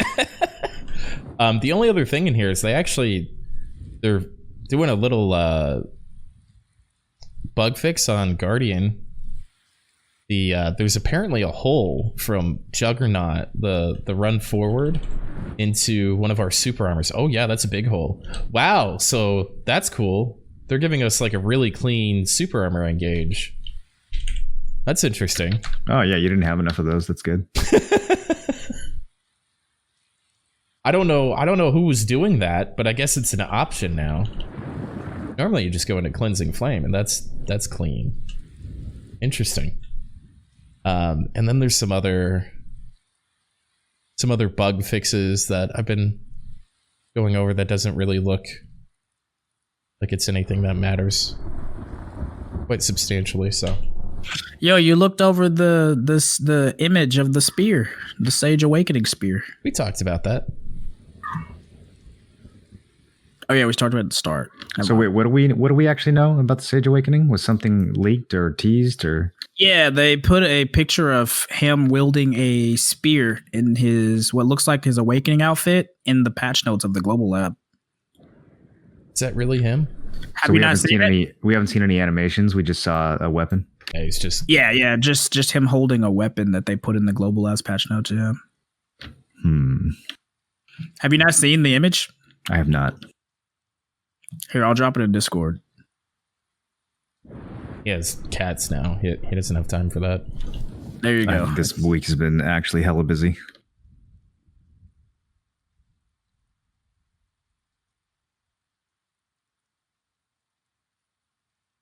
Ooh, it's like a sparkly spear. It's a magic spear, a mystical spear. Somebody in my chat was saying like a javelin. it looks like that quest spear from Valencia 1 that you combine the Kobliana spear or whatever. Cabilius, that makes Cabilius? sense. He is an ancient lad. He ought to use ancient weapons. Oh, that does make They were sense. talking about that in the partner Discord. How something about lore. I don't know. I fell asleep when I saw the word lore, but it's some quest line, Valencia quest line. You put together a Cabilius spear, and they think this is that. Yeah, but look at the way he's holding it. He's not holding it like a stabby spear. He's holding it like a javelin. He probably throws this thing. I don't think this is going to be a melee. I think this is more ranged. I think he's Zeus now. Think he's gonna be mid range, throwing lightning bolts and Yeah, shit. I think he's throwing lightning bolts. You have an NDA curse, so I'd refrain from leaking the partner Discord. It's true. You might get sued for all your net worth. Yeah, I'd hate for them to get $30. They're gonna get that You're right. microphone, man. That foam behind you's looking pretty nice, Toad. Oh shit, you're right. Is that it for BDO? Yeah, I think so. If I had a little Do bit. we have? Go ahead. I was just gonna say, do we have any other interesting BDO news on the horizon other than the tournament? Are you guys gonna be watching the tournament? I'll probably watch some of it. I'm interested in a couple classes, more so for the upsets that could happen in best of ones. Like I'm interested to see who's going to be deciding the future of glass balance in this game. I don't think it'll be anybody from our server.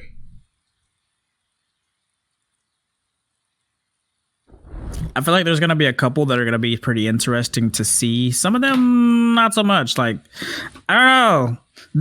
I don't know why they did Shy. Shy's kind of an interesting. Dude, no, Shy PvP is lit. That's actually gonna be the best one. Is watching Shies go at each other. Really? You think that's gonna be the best Have one? you seen Snow's PvP compilations? Yeah. Actually, I have seen Snow's like That's killing fucking people. content, dude. That's way cooler than just dash grab iframe. Like, Okay. You kind of intrigued me a little bit. Maybe. yeah, that's gonna. I can't wait. I'm kind of sad that I didn't enter as a Shy.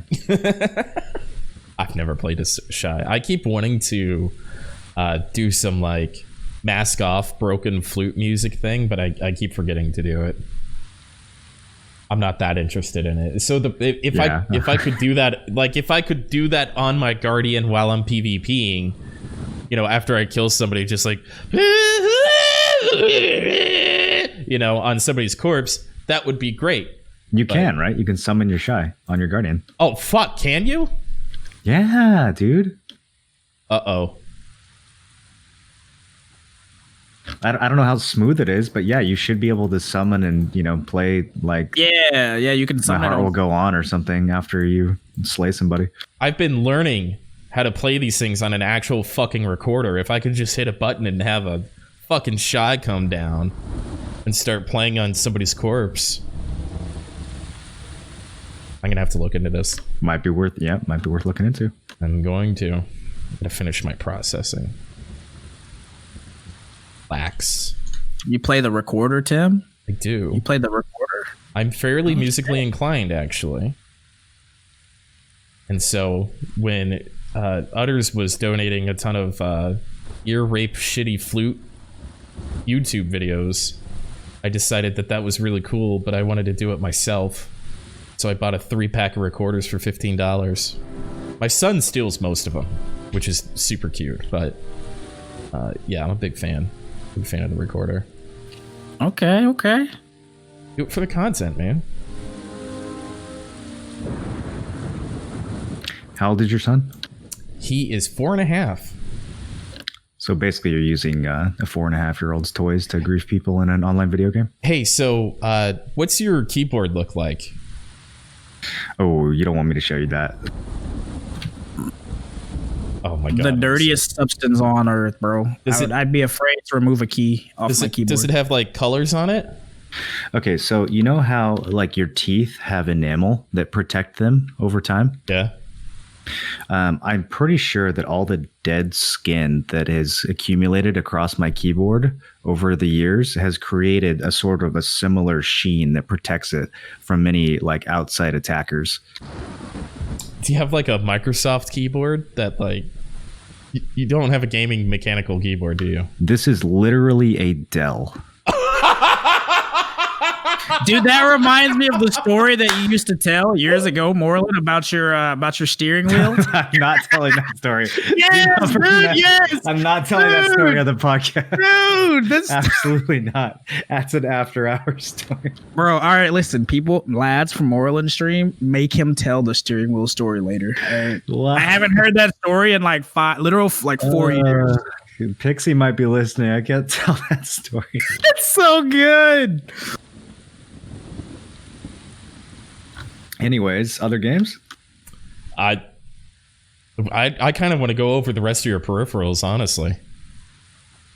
Well, I have the same shitty Blue Yeti that barely works since the day I bought it.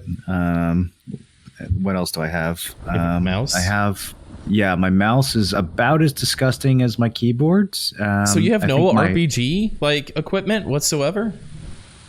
No, I'm not an 11-year-old, so Dude, do I not need a new have. keyboard and mouse too. I've been using like a $18 Corsair keyboard for like 2 years now. That was the point I was gonna make. Is like I thought like I was making this really cool setup. I actually just got a new mouse pad. Like I got it from Steel Series, I think, and it's got like I needed a new pad, but it also has RGB on it.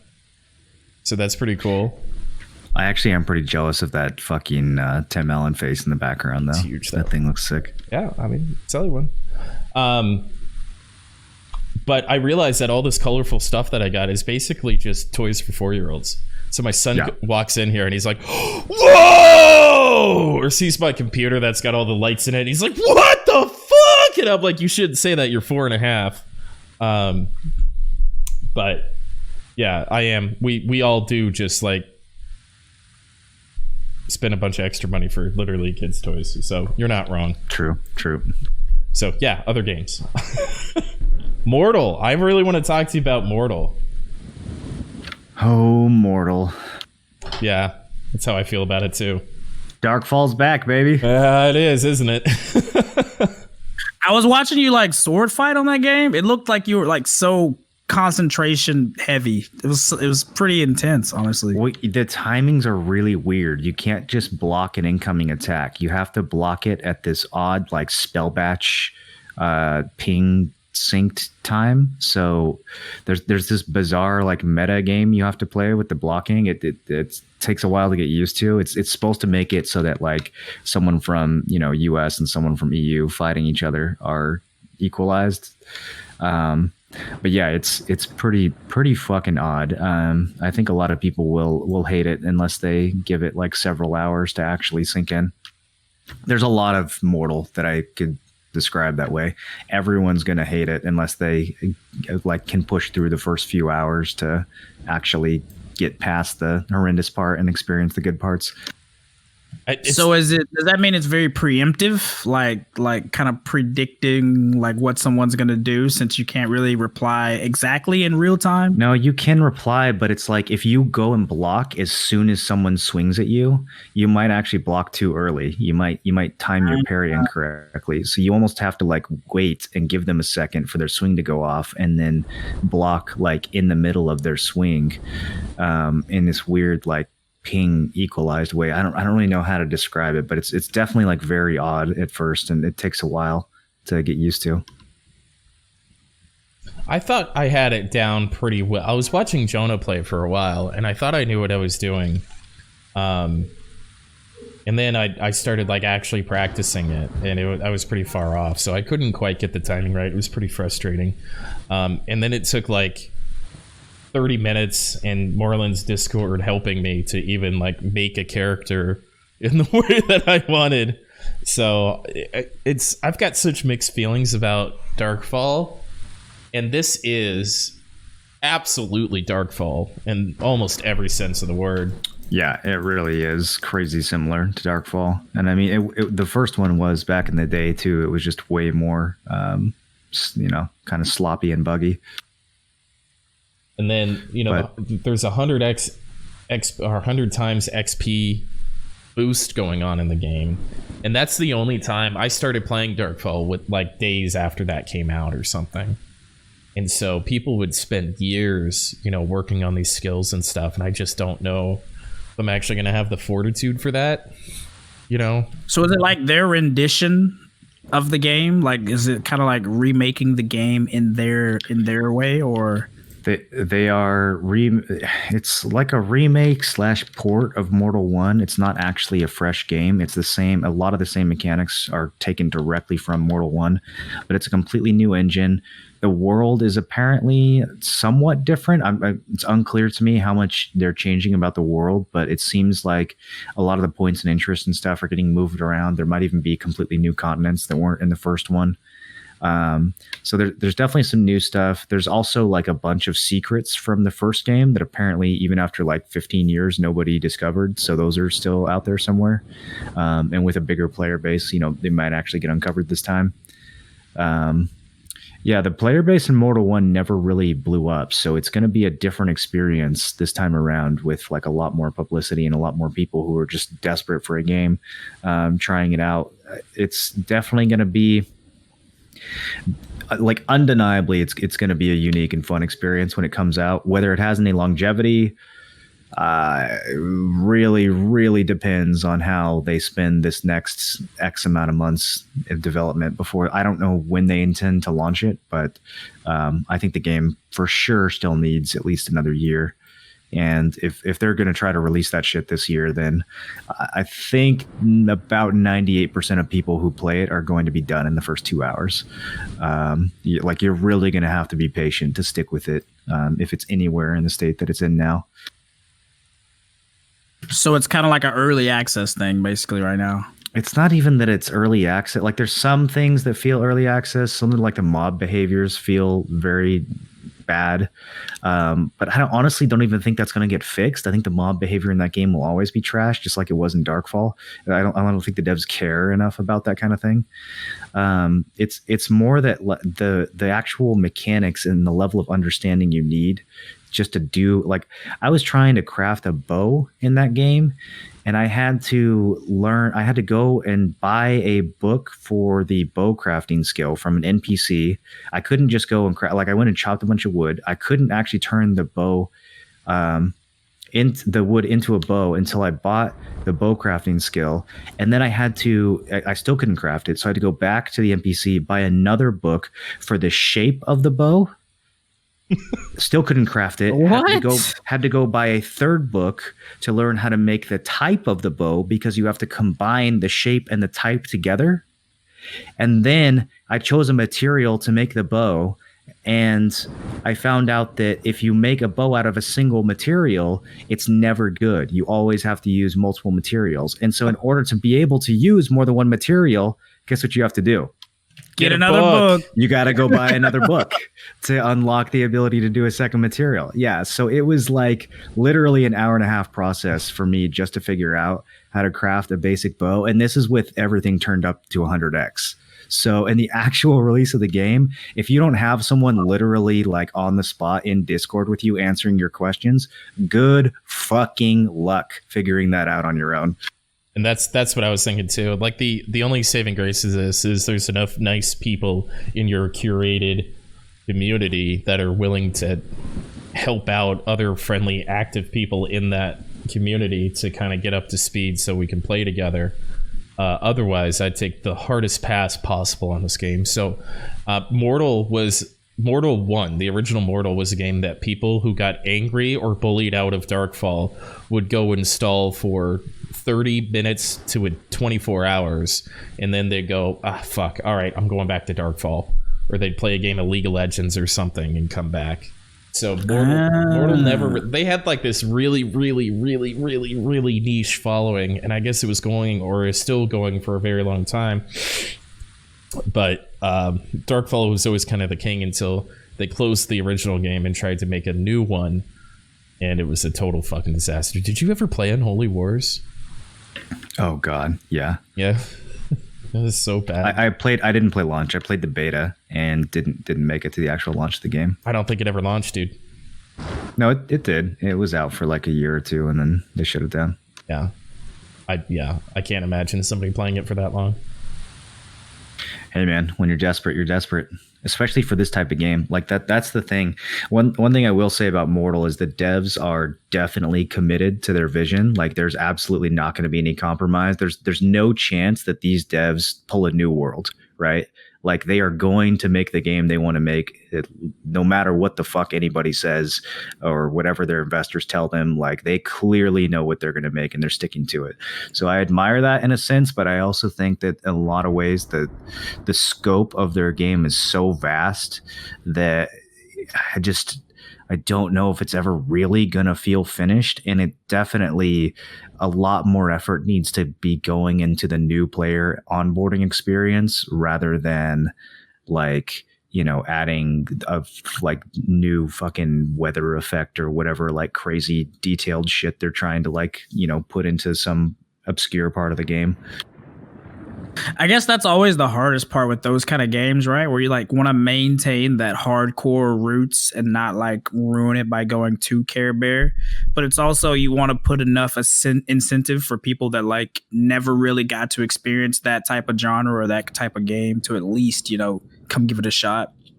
Yeah, I don't think that the game, like in terms of Care Bear, in terms of PvP, I don't actually think it's going to be as brutal as Darkfall. Like, I didn't get the feeling that there's definitely parts of the world that were safe and parts of the world that were dangerous. If you were in, a neighborhood with a lot of gankers, then yeah, you needed to watch your ass 24/7. But there were other areas of the game where I felt like it wasn't that dangerous, and the guilds that were there were really like cool and peaceful, and they wanted to protect noobs, etc. So I think when the game actually releases, you'll have like really interesting local politics, and people will be able to kind of like congregate and gather in places that are peaceful and turn those into strongholds for like crafters or for PvEers or whatever. I think the game has the tools to do that.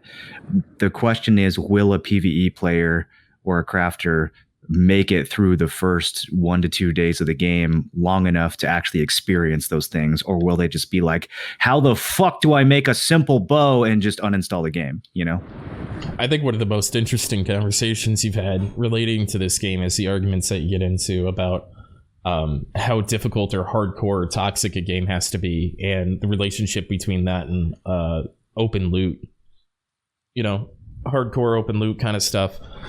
And I was always in the mindset where you have to have like this weird shitty game, and it's always going to be this niche group that are going to play hardcore full loot PvP games. But after listening to that conversation for a little while, I do think that there is a larger market for hardcore open world PvP full loot games. It's just nobody's done it yet.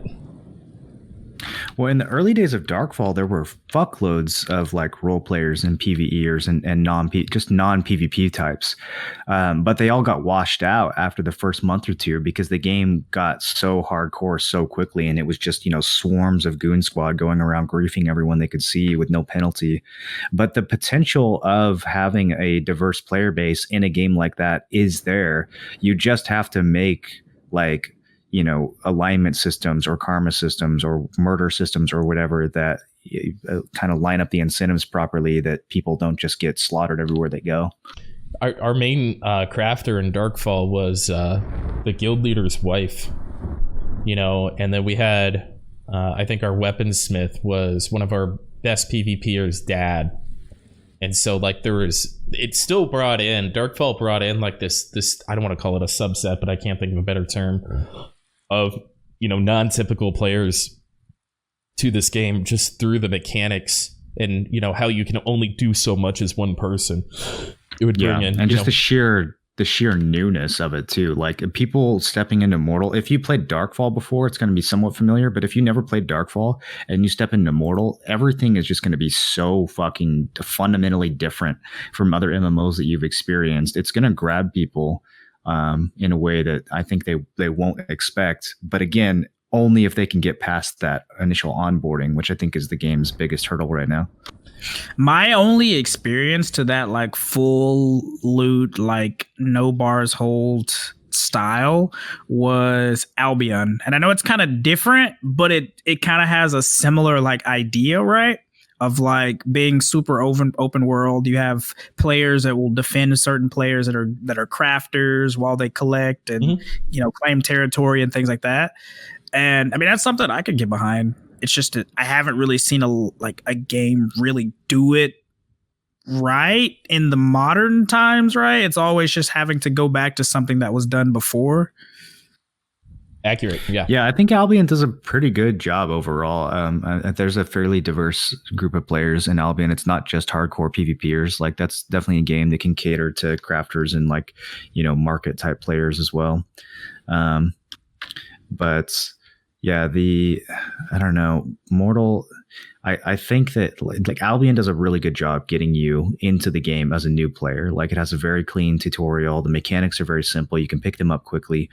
And honestly, in Mortal, like a lot of the mechanics aren't actually that difficult once you figure them out. Like now that I have all those bow recipes unlocked, it's very easy for me to make a bow now. Like I get it. Okay, there's a type, there's a shape, There's multiple materials. I go chop different trees. I experiment with different materials. I make different bows, and it's very simple now.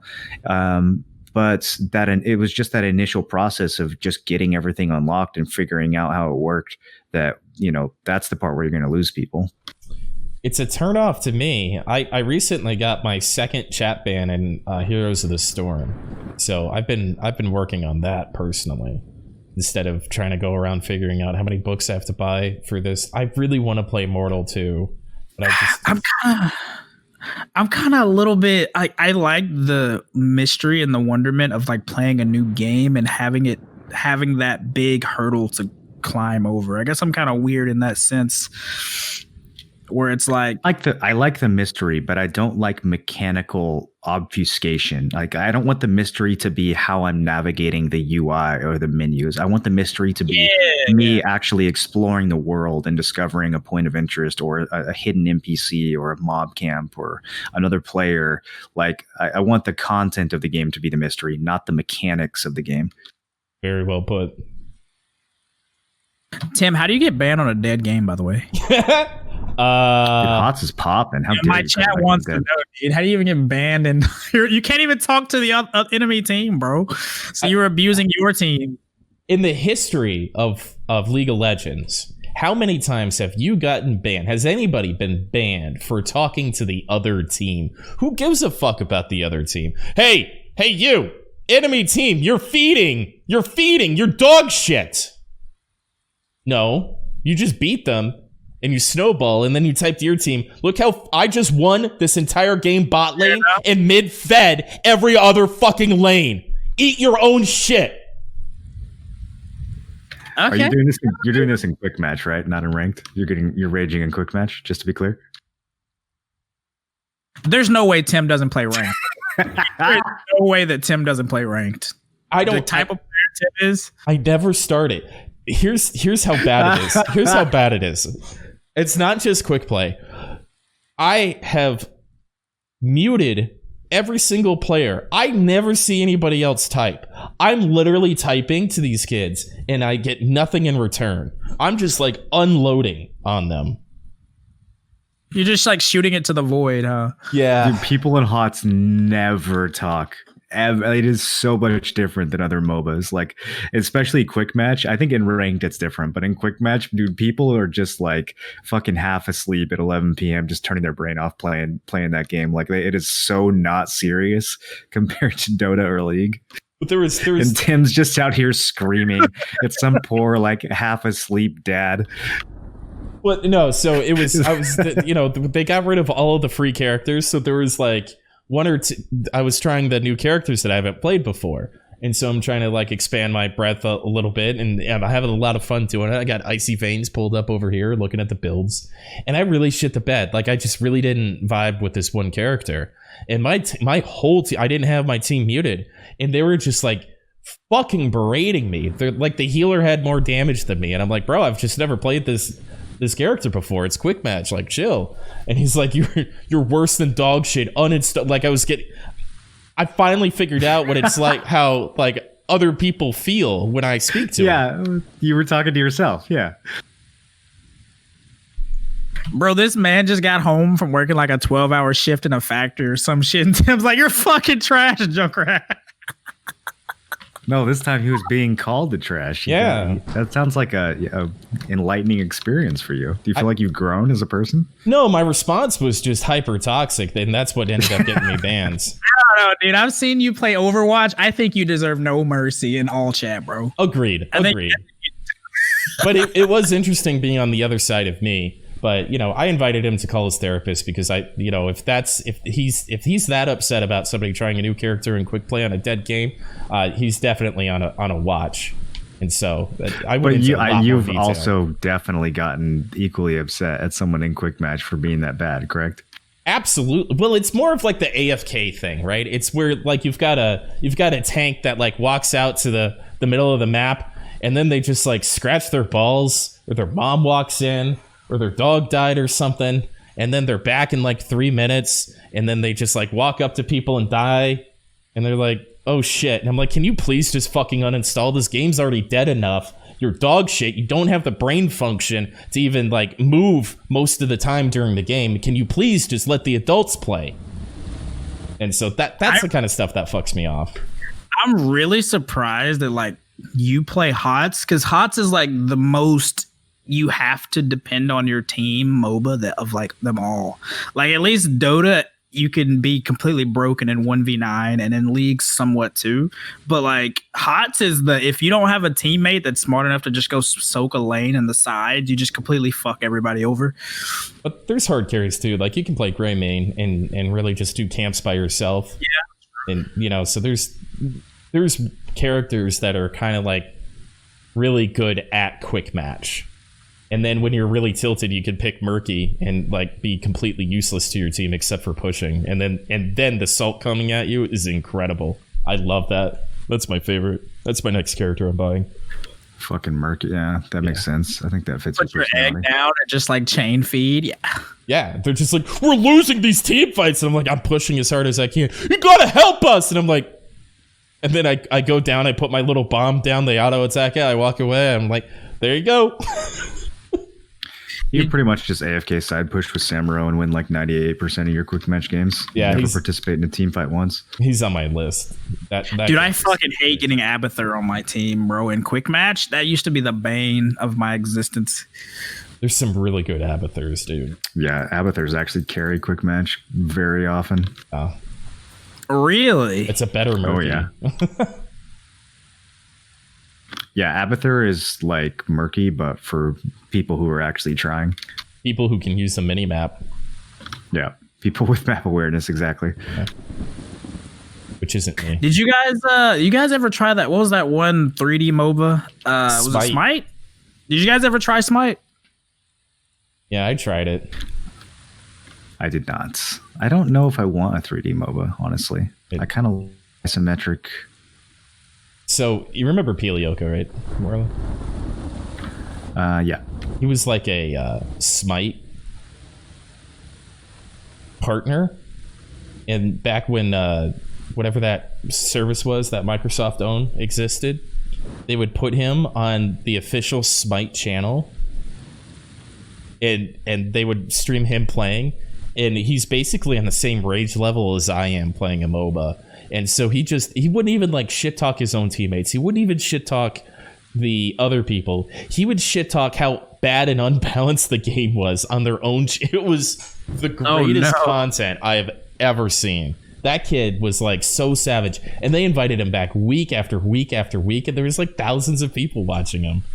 But that sounds amazing. After watching him shit talk that game, I'm like, well, you know, maybe I don't try it. So that's my Smite experience. I'm a Jedi next month. I'm really excited about that. It's been such a long process. Bro, you've been hard on that for what, 6 months, 5 months? Yeah, it's about a 5-month process. And so at the end of this month, I'll finally be a Jedi. But I haven't been grinding it very much, so I'm kind of poor. So I'm just going to be fodder. If you kill, as a Jedi, if you kill any human targets, you get put on bounty hunter terminals. And then any bounty hunter can get your quest and come hunt you for credits anywhere. So you're like, so they get paid to come push your shit in, basically. And then you lose a shitload of experience, hours and hours of grinding worth of experience. So it's gonna be crazy. Can you defend yourself and kill them instead, though? You gotta have the gear, man. Yeah, true. Especially if like, so is the Jedi journey even worth it if you're having to spend 5 months to become a Jedi? Well, but the bounty hunters can just go straight into their stuff. We're playing a patch from a game that came out in 2005. Yeah. There's never going to be any additional content in this game. And you have 10 character slots. It literally doesn't matter how long anything takes. There's no hurry to do anything. You just do it. True, huh? And so a good friend of mine told me that. And once he said, because I was in like this big hurry to get all this stuff done and get all this money. And I'm like, the emulator's been live for 8 years. You know, like, there's been no new content. They just fix bugs. So it's always running in the background. And there's actually been 2 server best resource spawns in the past week. And so my computer has not had a break. farming all that stuff up. That's the real metagame there, is all the server best stuff, because it could be the best material for 5 years for specific things. And so how much ever is pooled out, you know, the server has to survive off of that. That was the game that Blade Boquez used to always talk about, right? Yeah. Yeah, everyone who played that game back in the day was obsessed with it. That was Ultima Online for a lot of people. Yeah. Gotcha. Accurate. So I still have fun going back to it. I'm not playing it quite as much as I was, but maybe when my Jedi unlocks, I will. I mean, it's kind of nice to have one of those things that's on the side. I used to do the same thing with like BDO Mobile before like the gap just kind of exploded after like the couple media patches. Yeah, rip BDO Mobile, dude. Man. Can't wait for CDO Mobile. What's CDO Mobile. What is that? I don't know, Crimson Desert Mobile. Oh. I'm just assuming they're gonna. Oh, God. Are you coming to war tonight? Yeah, of course. Did you ever decide which one you're gonna take? Like, have you just set on Warrior? I saw that one node war where you were like, you're actually kind of fucking people up with like they couldn't surround you and they had to like come to you guys. In 25 mans, I still do really fucking well on Suck Warrior. But anything above that, it starts to get pretty hard. I just don't have enough protected movement to get onto, especially with all these fucking vacuums. So yeah, I don't know. I did a little bit of practice with Awakened Lawn. I'll probably do a little more practice with Suckosh as well and start bringing one of those to like 40 and 50 mans. But as long as we still have 25 mans, I mean, those aren't going to be in the game much longer, but as long as we still have them, I'm going to keep bringing Warrior. I think I went like 46 and 7 in the last 25 man that we had. So yeah, I'm pretty good on this Suck Warrior as long as it's a smaller scale fight. It's been interesting watching VODs, even though I've only done it for a day. I spent like 4 or 5 hours doing it. Kind of my bad, go ahead. Kind of learning how other guilds do things, and I just really haven't watched. I used to watch Siege VODs all the time to find the cadence of that, and I realized, you know, how many mistakes I was making. You know, I noticed like a lot of things that I was doing that these guilds were doing, or some of these players were doing. I was watching it, so I'm going to continue to watch VODs. After the podcast, I'm going to watch a Null VOD from last night, I think, and kind of go over that. I don't want anybody to think that I'm being unbiased or toxic. So I'm going to watch my own guild's VOD. You should go watch the last 40 minutes of that 4v1 that we had a month or two ago. Dude, I highlighted that so it'll never expire. That's the fucking wildest VOD. Was that the one where you guys survived for like an hour? Of so being fucking long. Yeah. Just so good. 4 guilds just dumping bodies on us for an eternity.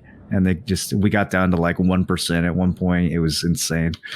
It's unreal how much of the calls these guys seem to get frazzled, the T1 guys, and they just make like really, really hasty calls. Like, just get in there and die. Just get in there and die. Just get in there and die. Why aren't you dead yet? It's like 90% of these guys' calls. Even the good shot callers, just get in and die. So like maintaining pressure and all these kind of things that we're used to in Siege and some other areas are almost kind of lost or forgot. Maybe people just get too excited over, you know, how good frenzy drafts and simple cron meals are. Yeah, I think the fact that you can melt a fort with monster damage and high AP in like 2 seconds is a bit of a problem. Like, it kind of fucks with the pacing of T1s. I think it causes people to make bad decisions. Yeah, but when there's 40-second respawn timers, you know, maybe consider white dots from time to time. Yeah. Why is that even a thing? Like, why are forts considered monsters so you get monstered? It's so weird. Isn't it? What a great question. I hope one day we will have an answer. I mean, it's just like hunting, right? With T1s, they did 90% of the work they needed to do to fix them and just refused to do the last 10%. Yeah. I mean, it would be so fucking easy to clean this shit up, but they just won't do it. I like it a little bit better. I hate axes. I've always hated axes. So I like it a little bit better than axes, but it reminds me of, remember when Node Wars first came out in Xbox? And how, like, you literally ignored the white dots, like the node that towers were like half as strong as they are in T1 nodes on PC right now. Yeah, they had to buff the forts because you could just actually kill them in 30 seconds. I think that's the only thing we typed in the partner Discord for like a month. Except for guild pings. Not having guild pings was fucking weird. And then on top of that, the Xbox load times were so long that you basically had like a 3-minute respawn timer from the first minute of the war. Yeah, there was kids playing on their dad's fucking 6-year-old Xbox One original pre-order and shit. I played that game for 2 seconds on an S, and I was like, well, gotta go buy a new Xbox. Dude, I was so jealous watching people play on like the console release when it first came. I was like, fuck. So fun, dude. That was so fun. It looked so good, but then they released Medea with Azulas, and it's like, okay, well, you just ruined it. Nah, Medea was still sick. They didn't ruin it until until Awakening. Awakening? Yeah, Awakening is what ruined it. Okay. But I got a solid like 4 or 5 months out of fresh BDO on console. It was the best BDO I've had since PC release. Yeah, it looked pretty sick to watch. People like holding down like channels at Monastery and like ogres and shit like that. It was Well, it was really even better than the original release because like all the quality of life updates. Yeah. Having True. a central market and duo to Tet drops like straight away and kind of that really fun rapid progression that can come from massive RNG. I thought that was like really, really cool. No EXP loss when you died. You're not typing in a cash register trying to buy things off the marketplace. You know, there's some previous knowledge there, so the game moves a little faster and stuff. So I thought it was my kingdom to go back to even if I got to play on a fucking controller again. Yeah, day one Central Market was huge. We did some wild Central Market shit on Xbox release. Well, it was great. You could just go get at the very like normie thing. You could just like go grab a witch's earring, sell it, and buy a pet. You know, you didn't even. And you have had that massive guild, right? Where you were just like rolling people. We had so much guild drama. Yeah, we had the top guild for, I don't know. I guess probably. I mean, at least up until I quit, but they kept going after that for quite a while. We won, I think, every siege except for the very first one. The very first one, we got one pumped, not realizing how long the respawn timers and shit were going to be. But every siege after that, we won until we quit. Incorrect. Until I quit. We won our first siege. No, not against Squirt Squad. That wasn't a siege. That was a node war. No, we definitely lost the first castle siege in Calpheon. Oh, castle siege. Okay, I was remembering the Balanos siege. Yeah, I never did. No. Balanos and Serenity, I think we did well. But yeah, we lost the first castle siege in Calf. Well, I mean, you didn't have your number one shot caller there, so. Well, we literally went to hit a base that was, across the map with our T5 horses. And by the time we got there, it was like, oh yeah, our base is dead. It's like, hurry, die and go back to base, or CTG back to base. And you click the CTG, it takes 5 minutes to load and your base is still dead by the time you get there. I asked Ran on the weekly to release castles and then I quit before it even came out. That's what I was hoping Seasons was, dude. Yeah. But fuck. But it still could be. I mean, it still could be. At the time, I just didn't want to go out and buy a fucking console just so I could experience it. But it was worth it. But kind of looking back, it kind of makes you think like, shit, dude, I should have. Because even Nabron was doing it. Like, even Nabron was pushing icons on the fucking console. Yeah. Was he really? Every icon on console, yeah. Even Nabron was pushing icons on console whenever they did the release. And like Beck and some of the other homies were all playing on there, Polo. And I was like, shit. Oh, is that where I met Polo? Yeah, Polo was playing on I was console. trying to figure out where I met him. I'm supposed to watch 3 episodes. I forgot all about that. I was supposed to watch 3 episodes of anime and then send him like a 2-minute reaction because I've never seen an anime before. And I got sick and somebody died. And so I completely forgot about it.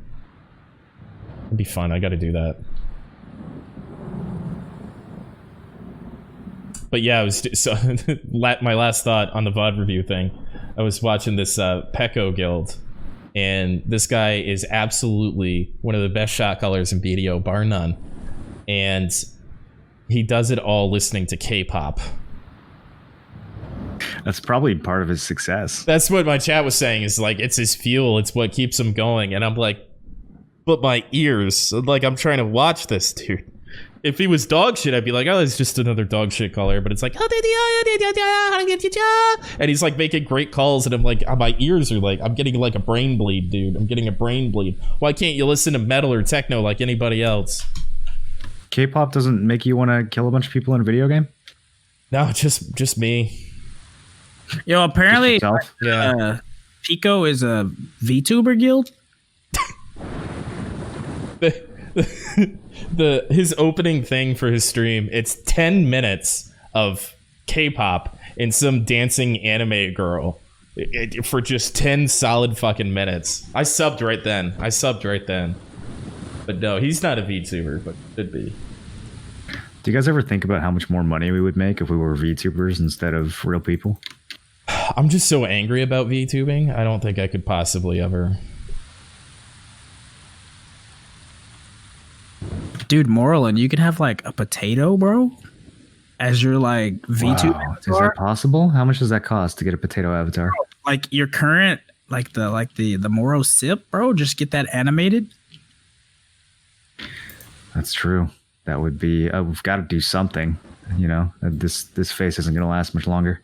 I had Fake Uniform's roommate making a VTube of Fake Uniform for me, but he quit drawing and got a job at a ski resort or something.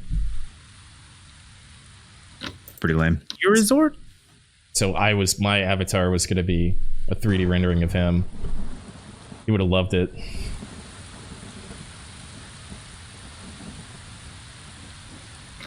Tim, I think you're going to like Mortal if you can get past the initial... I think both you guys would. I think most people playing BDO right now would really enjoy Immortal if they can stand the initial suffering, which BDO kind of teaches you to do. I mean, there's a lot of straight up suffering in early BDO too, just not quite as, weird as it is in Immortal. I was so turned off of BDO all week, dude. And then I was even asking like my Discord homies, I was like, what fucking game should I be sinking my time into? I was having like an existential crisis. Do I play Star Wars? Do I get back into fucking BDO? Or do I just like dive into this Mortal thing? And I was leaning towards Mortal. I've probably put 6 or 7 hours into it, just trying to figure out how to do combat and some of the basics and stuff. And then I logged on to BDO and I'm like, it's just so cozy to come back home. I can't tell if it's like an addiction or Stockholm syndrome, or I actually do enjoy this game from time to time, but I don't know. If it wasn't for T1s, I'd probably just hardcore quit it and only stream and play Mortal 2, but I really like Null, and I really like the T1 scene, and I really like stirring the pot with these guys, because they get offended by the word butt and fart. I know that it's like I'm like super momentum based, where it's like if I'm playing BDO day after day, or like it's like the main game for now, then I can keep chugging.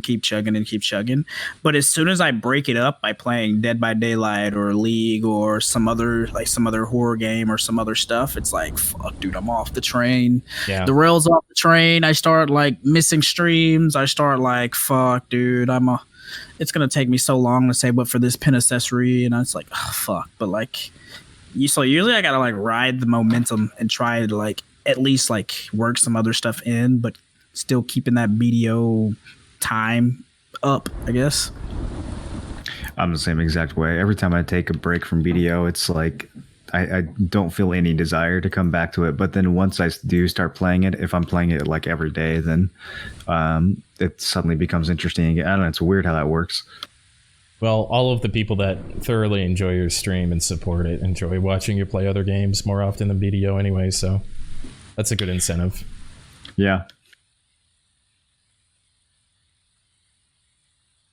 It is pretty cool to see that like shift or / evolution of like your stream, like how your other game retention is going up, because like I've watched you ever since 2016, and like I remember when you would like switch to other games, like the retention wouldn't really be there, but nowadays the retention is like really high, honestly. Some really good other games out there. Like some games that are really fun to stream too. Darkest Dungeon is such a good stream game. Like you get to name your characters after people in chat and then send them to horrifying deaths. It's fucking the perfect stream game, dude. How far are you into that? I forgot to ask you about that. I haven't picked it I up. don't think I'm very far. I have like 100 hours, and I'm pretty sure I'm still a noob. Yeah, there's like a list of objectives that you have, and I've done like 4 of them, and there's like 30 left. So there's like so many bosses and shit that I haven't even seen yet.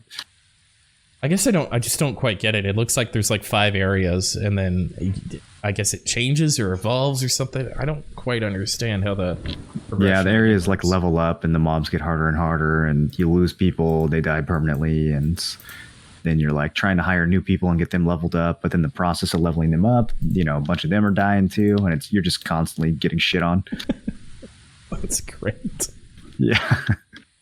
All right, well, your characters literally build stress throughout the missions and then like go insane and get like mental disorders, and then they start abusing each other, and like, yeah. I like how you could like gear out your character with this like good shit, and then like they go get drunk at a bar and like give it to somebody. Yeah, they'll lose they'll spend your gold and like lose your trinkets and shit. Wow. I didn't know that. I haven't gotten that far into it. That's funny. They can win too, though. They can win sometimes at gambling, and like, you don't always lose. Well, we should probably end the official podcast because Potion has to like re-listen to it, and I don't want to give him any aneurysm.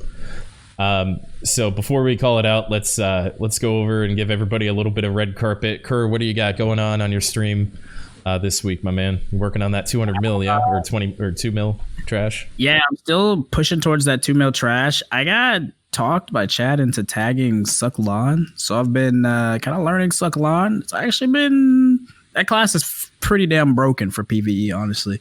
I can see why people constantly have it like rated as top 3. It's so much damage, really, really good mobility, and it's easy on the hands. You literally spam like 3 skills. Really? Pretty crazy. Yeah. So what place are you gonna get 1 million trash at first? I'm probably gonna do orcs first, honestly. Orcs, because I really dislike orcs. Not really dislike orcs, but orcs is one of those spots where like if you stop grinding for like a minute, the lights go off, and then it's like, oh, I just scuffed my grind for the next like minute while I get the lights back on. Yeah, it's a little stressful. Yeah, and the gear requirement to go to orcs is much lower than monastery, so like you deal with a lot more people than you do at monastery. So I think I'm like 300k trash deep into orcs now. So I mean, we're over a fourth of the way, so it's not that bad. But yeah, we're just gonna be trying to learn some Sucklon. How did you deal with node investment at orcs? Do you go to the same node every time? So orcs is easy. Orcs is oddly enough, all the orc spawns are like controlled by orc camp. Wait, really? I thought there was like 4 different nodes. Yeah, have you seen the PDF that like breaks down on a map like all the best rotations and like how to extend them and things like that? It's like a Google Doc. I need that. Yeah, I thought it was way more complicated than that. It's funny, monastery is like all under one umbrella too, even though at the map it looks like it's different spots. Yeah, orc is actually surprisingly like all of it is orc camp, which is weird because you think it would be like that Brady Fortress and some other stuff, but it's just the orc camp, honestly. Moreland, what do you got going on your channel this week, my man? Well, we got the big Friday war as always. I'm still doing T1s like 2-3 times a week, waiting on that revamp, and then going to be playing a lot more Darkest Dungeon. I don't think there's anything too crazy coming up. Those Darkest Dungeon streams have been super fun, so I'm going to keep doing those as long as I can. I think people are still really enjoying them. It doesn't feel like it's getting old yet at all, so I'm going to keep hammering away at that, and then yeah, it's there's like some games that I'm thinking of in the future, but they're still kind of far away. Mostly just BDO and DD for now, and some HOTS. We've been doing a lot of late night HOTS, like just staying on, streaming an extra couple hours, and just playing some casual HOTS games with the boys. So that's been a lot of fun too. if they don't let me into the T1 podcast this week, which there is a strong chance of that, I'll join you for some HOTS tonight if you're doing it. There's no way they let you in, bro. Were you watching last week? Yes. After I've watched the last 2 times. There's no way, dude. I bullied myself into Disfartle didn't want me to go in last week because I guess only Gank streams it or whatever. And I'm like, all right, well, I can make a big deal about this if you want. He's like, no, it's fine. And so then immediately after the podcast ended, they started displaying their disdain using gamer words. So I'd be pretty surprised if they let me in there too. Is the T1 podcast worth watching? Is it just a shit show? Like, I mean, it's worth it for me because I'm really just there to kind of stir the pot a little bit and create some content, around the people that we fight all the time. So it makes like the wars for me more interesting throughout the week. And then knowing when we have like a really good win or a really good loss that it's going to come up or we can bring it up or, like Dismantled got sped run last week in 1 minute and 50 seconds or whatever, minute 44 seconds. So shit like that's really fun. But then there's like this whole other subsection of like, there's a lower tier of tier 1 guilds they have like this weird 11 guild alliance or something like that. They drop on, I think it's mains, and like they're all trying to like break it up or something. Yeah, it's mains hideout. And so there's some pretty decent drama in there. It gets a little sweaty. I just want you guys to know that I just made 1.2 billion silver worth of horse gear while we were podcast. I did not realize it was worth this much. Yikes. You were like enhancing, or you're in fail stacking on horse gear? No, I was just gonna swap. I've been using green horse gear for since 2016, so I was finally upgrading to Granbeer, and I didn't realize how much this shit was worth. That was pretty fucking easy. It's expensive. Hell yeah, dude. So as far as my channel for this week, the family's feeling a little bit better, so I should be able to get back to Node Wars this week. Every Node War I go to, I stream. I'm also going to go through and continue to do T1 Node War VOD reviews because I had so much fun with that. So I want to try some different guilds. I think I'm going to jump right into that after this podcast, starting with Null and seeing how rewatching some of that, a fight that I wasn't in, would be. So I want to thank you guys on behalf of Kerr and Moreland TV. I'm Tim Allen 1337. This was the Nerds and Words Podcast, episode 40. We are live every 12 p.m. Pacific. That's 3 p.m. Eastern on Fridays. You can catch us on Spotify or Potion Shop's YouTube if you can't watch us live then. But either way, I hope you had a good week, and I hope you have a great upcoming week, and we'll catch you next time.